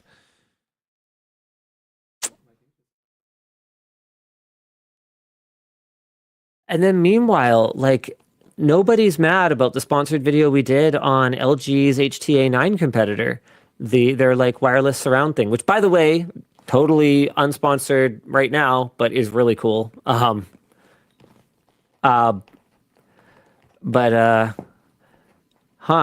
the first time in positive WAN show era, I think you're gonna have to take away my bird, Dan. I don't know how to. Torpedo Bench said, "Wild guess." I don't know how to process this. I'm gonna think about it. I'm gonna fester. I feel like considering how many people have this feedback, I feel like that's worth trying to work on and figure out. Torpedo Bench said, "Wild guess. You seemed almost too informed rather than discovering it along with the viewer." I don't know if it's interesting. He is left in shame. He's gone. That is interesting. Again, I haven't watched this one. Maybe I'm part of the problem, but he's gone completely. Slide over to Luke. Yeah, I'm just getting logged in, and I'll do another What's poll up, thing. Chat? Talk to Luke. How's it going? You must speak to me. I can maybe do merch messages if there's any ready, and also for me. I have to reconnect him and do things. That makes sense. Engage with our community for once. No! Oh, I mean, here's one. But what's up, boys? Luke, what workout equipment, if any, do you have at home looking good? Looking good. I mean, I'm way out of shape. Interestingly enough, the first time I've gone to the gym in a really long time was actually last night. I am How'd it go? incredibly sore right now, dude. Oh my God. I did the... So you're not just waddling for no reason? No. I did my chest routine. So I did the whole Skull Crushers thing and everything. Oh, nice. I was fairly surprised at how much I still had. Like lateral raises was one that I was expecting to lose a lot of performance in, and I was still doing 30-pound sets of 12 lateral raises, which I was decently happy with. I had been out for a very long time. Basically, honestly, for surprisingly close to a year. I think it's like 10 months. I've basically been out. There was a massive reno at my house. There was a bunch of moving stuff that was happening, and I couldn't get spare time to go to the gym for a really long time. And then health thing happened, and then minor injuries because I wasn't going to the gym for a long time. And then I tried to start doing things again, and I have a lot of small issues that if I'm not constantly maintaining them, they're problems. And now I've mostly moved through that, and I'm going back to going to the gym. And yeah, I'm very sore. I tried to, man, there was a guy there. I haven't been in so long, right? And it's just a little community gym that I go to, nothing too special. So I walk in, and I used to recognize like almost everybody. And I walk in and I recognize like the front desk guy, and he was a little bit surprised to see me. And I was like, yeah, I'm back. And that was cool. And then I walk inside, and not a single person working out do I recognize. Partway through my workout, however, this dude walks in, and I recognized him, and he's freaking stacked. He's like way bigger than I remember him being. And I was like, wow, cool. And then partway through working out, I work up a little bit of courage, and I walk up to him, and I start trying to talk to him. And I was going to say basically like, hey man, like I used to come to this gym all the time, and I don't know if you recognize me, but I remember you from back then. And like, I really like appreciate that you're still coming. It's like inspiration for me to see that you're still here because nobody else is. And I get like halfway into it. I'm here. I get halfway into it, and he's like, oh, I'm so sorry, no English. I'm like, damn it. Like, oh no. Nice. Yeah, but yeah, so I don't know. What workout equipment do I have at home? I ordered a weight bench, and it has taken over 3 months and isn't here yet, but theoretically I'll have a weight bench. In fairness, they did say that you were going to have to wait for it. Jeez. And then I'm going home. I came back just to do that. I have a couple dumbbells. I'm probably going to be trying to get some adjustable dumbbells. And with adjustable dumbbells and a weight bench, you can do like an incredible amount of stuff. There's this thing that I've been looking into. I don't know if I want to talk about it yet, but it's a pulley attachment. So when you go to the gym and you have the like 6-axis pulley thing that's usually in the middle of the gym. That's not the right name for it. Darn it. I don't remember. Anyways, you have the pulley machines. You can attach it. I think it attaches through magnet, or you can latch it in, but you can attach it to basically anything. And then it has a electronic pulley attachment. Yeah, I think that's right. And then you just dial it to a setting, and then you have a pulley machine basically anywhere. I don't remember what it's called though. No, wow, not a Smith machine. Nope. That's I may have described that extremely poorly. Voltra, I think that's right. Voltra pulley cable. That's what I'm thinking. Cable, not pulley. Yeah, I've seen these. How much are they? I don't even know. My laptop just froze. There we go. They might be super crazy expensive. Oh my God! I'm not buying one of those. All right, sick. Sounds good. Show us.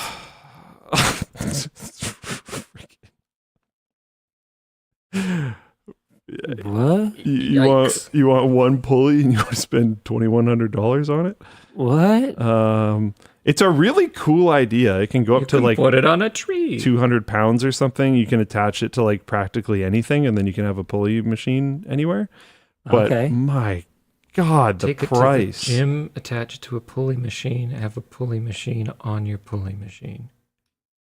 Oh my! But an ultimate bundle, $6,000. It comes with two. Oh, it comes with two. You can do both arms at the same time. That's way more efficient. If you have that kind of money, you need. Honestly, not buying that is just losing money if we think about it. That sounds like financial advice. Yeah. Refocus, you butthead. Sorry, my camera will not refocus right now, and I don't know why. Let me see if I can force it to. You can't do anything. It's the camera. Yeah, I can. Wait, Yeah. you can? Now How it's- did you do that? Now it's in focus.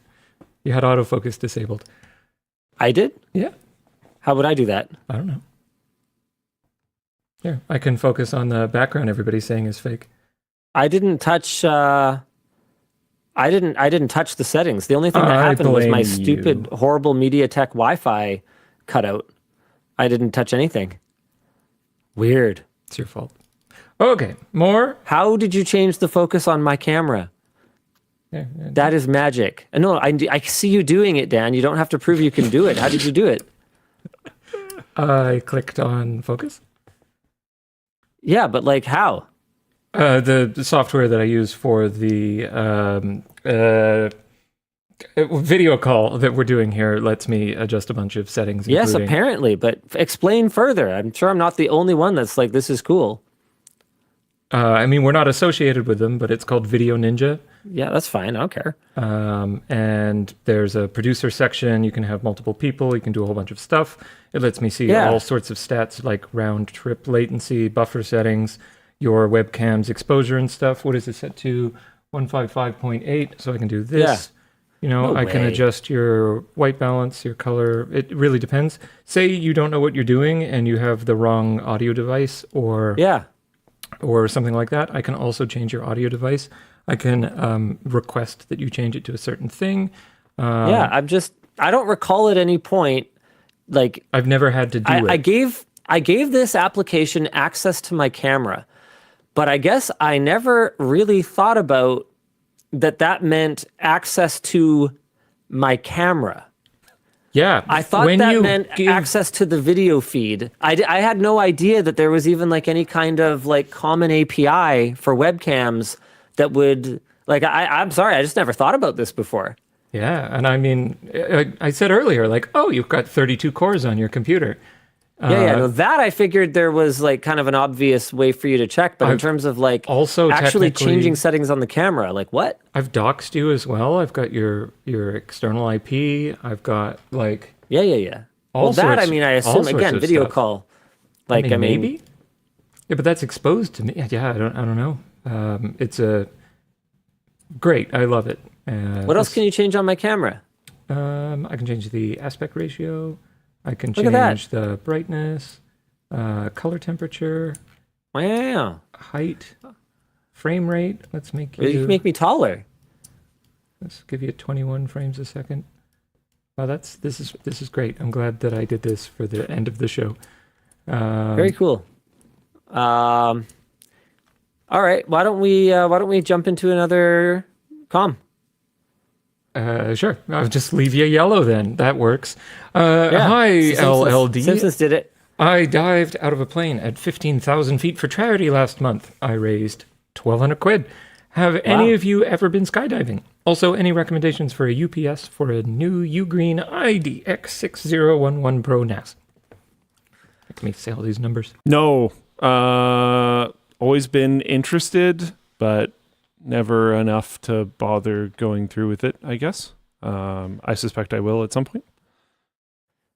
As for the UPS, I don't know. Get whichever one is the APC basic one or CyberPower basic one that is the capacity that you need.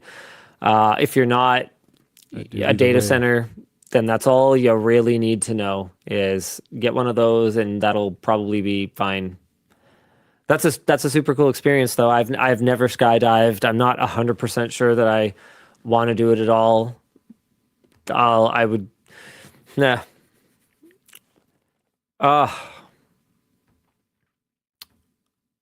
I am still thinking about it. Yvonne doesn't want to, though, and that's a major thing for me. Is we like doing things together. Luke, are you on board to skydive? Yeah. Yeah. Okay. I'd think about it then. I've never had anyone to like really push me, pun intended, to go skydiving. That's the thing, so. is my desire level on it has never been quite that high, but I've always been down. So it just hasn't really happened yet, but I'm like pretty confident it will eventually. at one point in time, I was like, I'm going to do it, but I want to go like the whole way and I want to get like certified and I can do solo jumps and stuff. And then I looked into the time and the expense and was like, I'm not going to do it.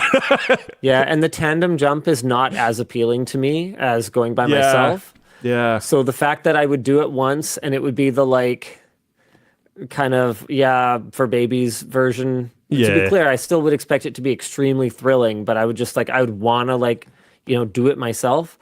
By the way, Rod jumped in, and so I'm just going to go ahead and say he says go Eaton for your UPS and get a lithium, whatever it is. Are there affordable FePO4? Yeah. No, Eaton does have consumer friendly products. Yep. That's cool.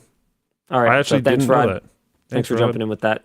Wow, they totally do. They look cool too. What? Yep. Yeah, we got a lot of Eaton stuff. It's good. It's good things. Rod tips.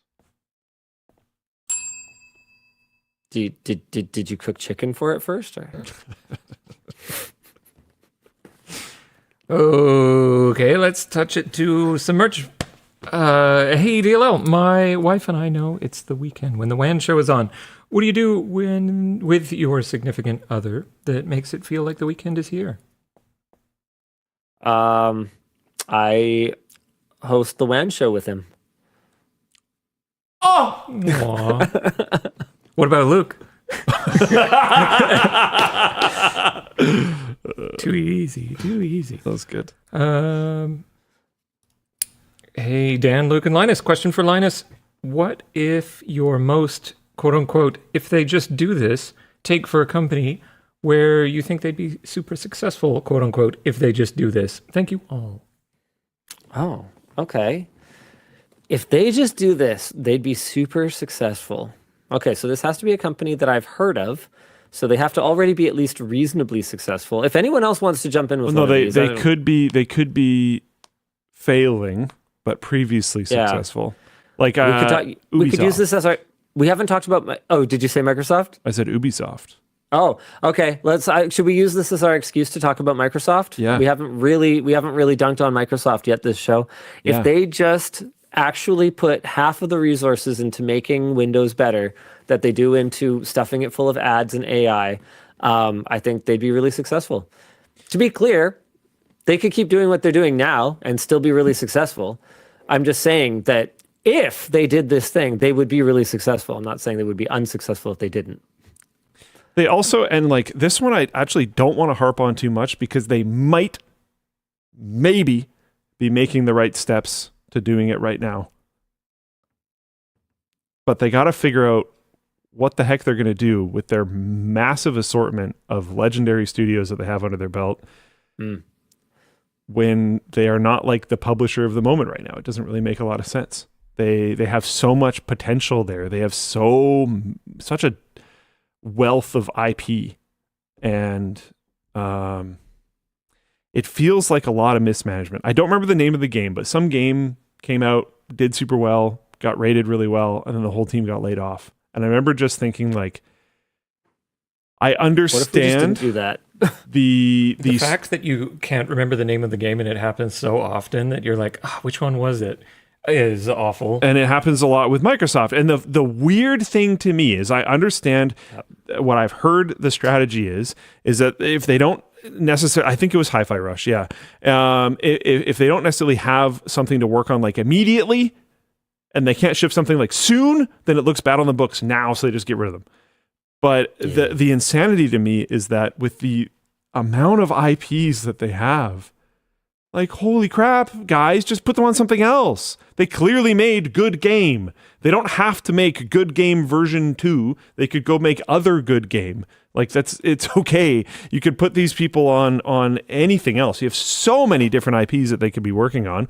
If you don't have an idea for them right now, or if you think Hi-Fi Rush 2 would be too soon or something like that, have them go help another team for a while or something and then split them back off. Who knows? But like, just constantly cycling out good talent is not a strategy that is effective.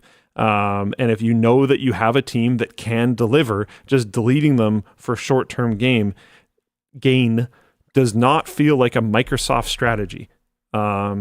that feels like a tiny, has no money, dead around the corner studio strategy that is failing and can't keep up. And if you want to make yourself look like that, go ahead, I guess. But you're trying to be big guy in the room, Microsoft, and buy every freaking gaming company out there. Act like it. Follow through. Find the good teams that are doing well and assign them to something that they can do. And if they can't, if you don't have another thing that they can do, put them on temporary assignment. But don't lose that talent. Oh my God. It's like groups like Microsoft that have all this IP and all these employees and all this kind of stuff are getting just slaughtered by indies right now. And not even like, you know, you can't properly call Larian a AAA studio, or at least you couldn't. Maybe they're getting closer to that. But you couldn't when they dropped Baldur's Gate 3 and they just slaughtered everyone. And a lot of that is, from my understanding from Larian, is they've just over the years grown this pool of just incredibly talented people that have just progressively made better RPGs over and over and over again over time.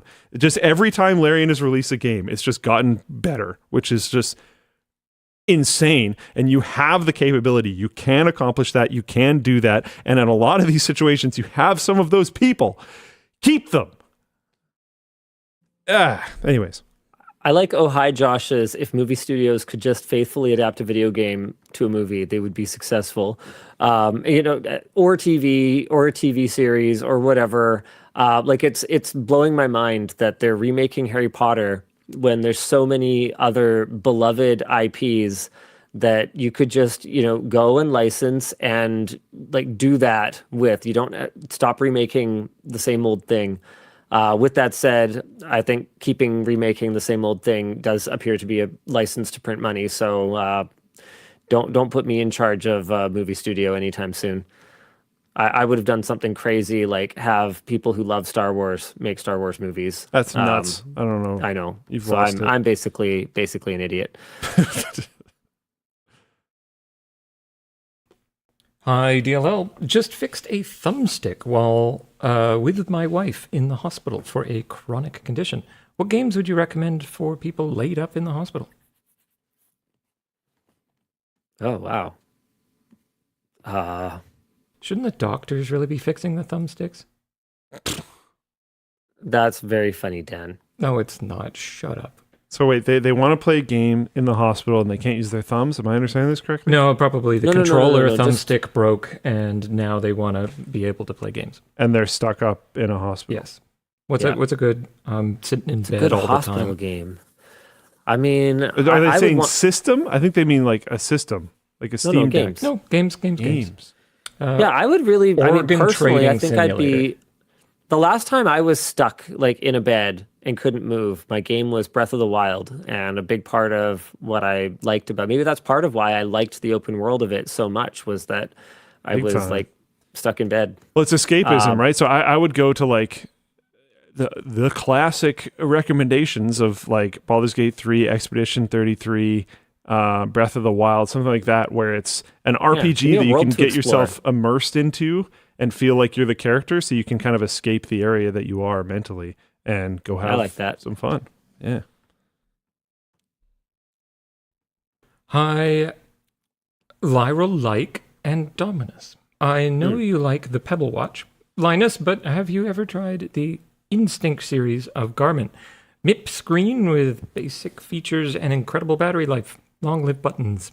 No, but I definitely owe it a shot because people said of my Garmin Short Circuit that I like picked the worst one apparently, or like the worst one for me. So I'm like, okay, all right, Garmin fans, I will give it another shot. Why does that keep happening to you? Like upsetting fandoms? Just picking the wrong thing.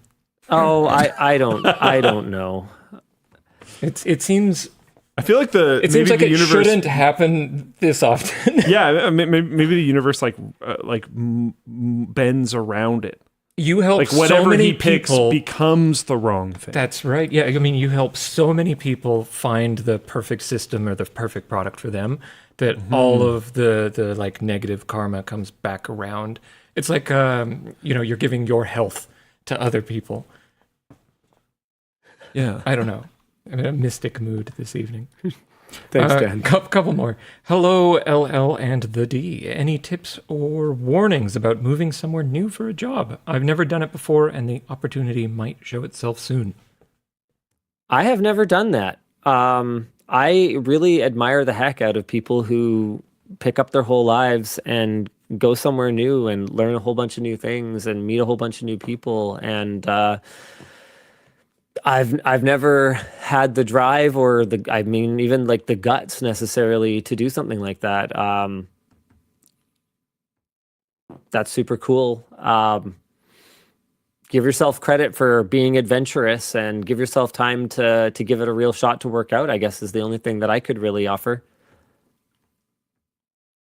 Last one I've got today. Has Luke played Pokopia yet? A few months ago, he went into a small rant about what he wanted to see in a new Pokemon game, then proceeded to basically describe Pokopia. Really? You have a Switch I heard too? it was rated really well. I have heard it's rated really well. Emma's been trying to get me to play it. Maybe I've like wrote it off on graphics too much. Maybe I should give it a shot. I just assumed it was just Animal Crossing but with Pokemon. Am I being too reductive about this? It's fun to watch people play. I think so. It's a little more advanced than Animal Crossing. Okay. All right. Maybe I haven't really looked into it much. Someone described it as Animal Crossing Pokemon to me, and I think it's Animal Crossing Minecraft Pokemon. Minecraft. Okay, Makes well, it the more Minecraft element is interesting. Yeah. Please, it's Minecraft Animal Crossing Pokemon, and it's so good. The people throwing Minecraft in the description loop there does make it a lot more interesting. I saw somebody made an underground dungeon for a Mr. Mime, and he is trapped there. That seems good. That seems like the proper thing to do. Yeah, you can put Epstein in the ground. Oh boy. And on that note, I think that's the end of the show. We will see you again next week. Make sure to subscribe to the WAN Show channel because we're going to be transitioning over there over the next little bit. So same bad time, but like different channel. Yeah. See you. Wow. Yeah. See you there. Bye. Okay. I gotta run, guys. I gotta get to the airport. Finus. Okay, see ya. Okay, bye.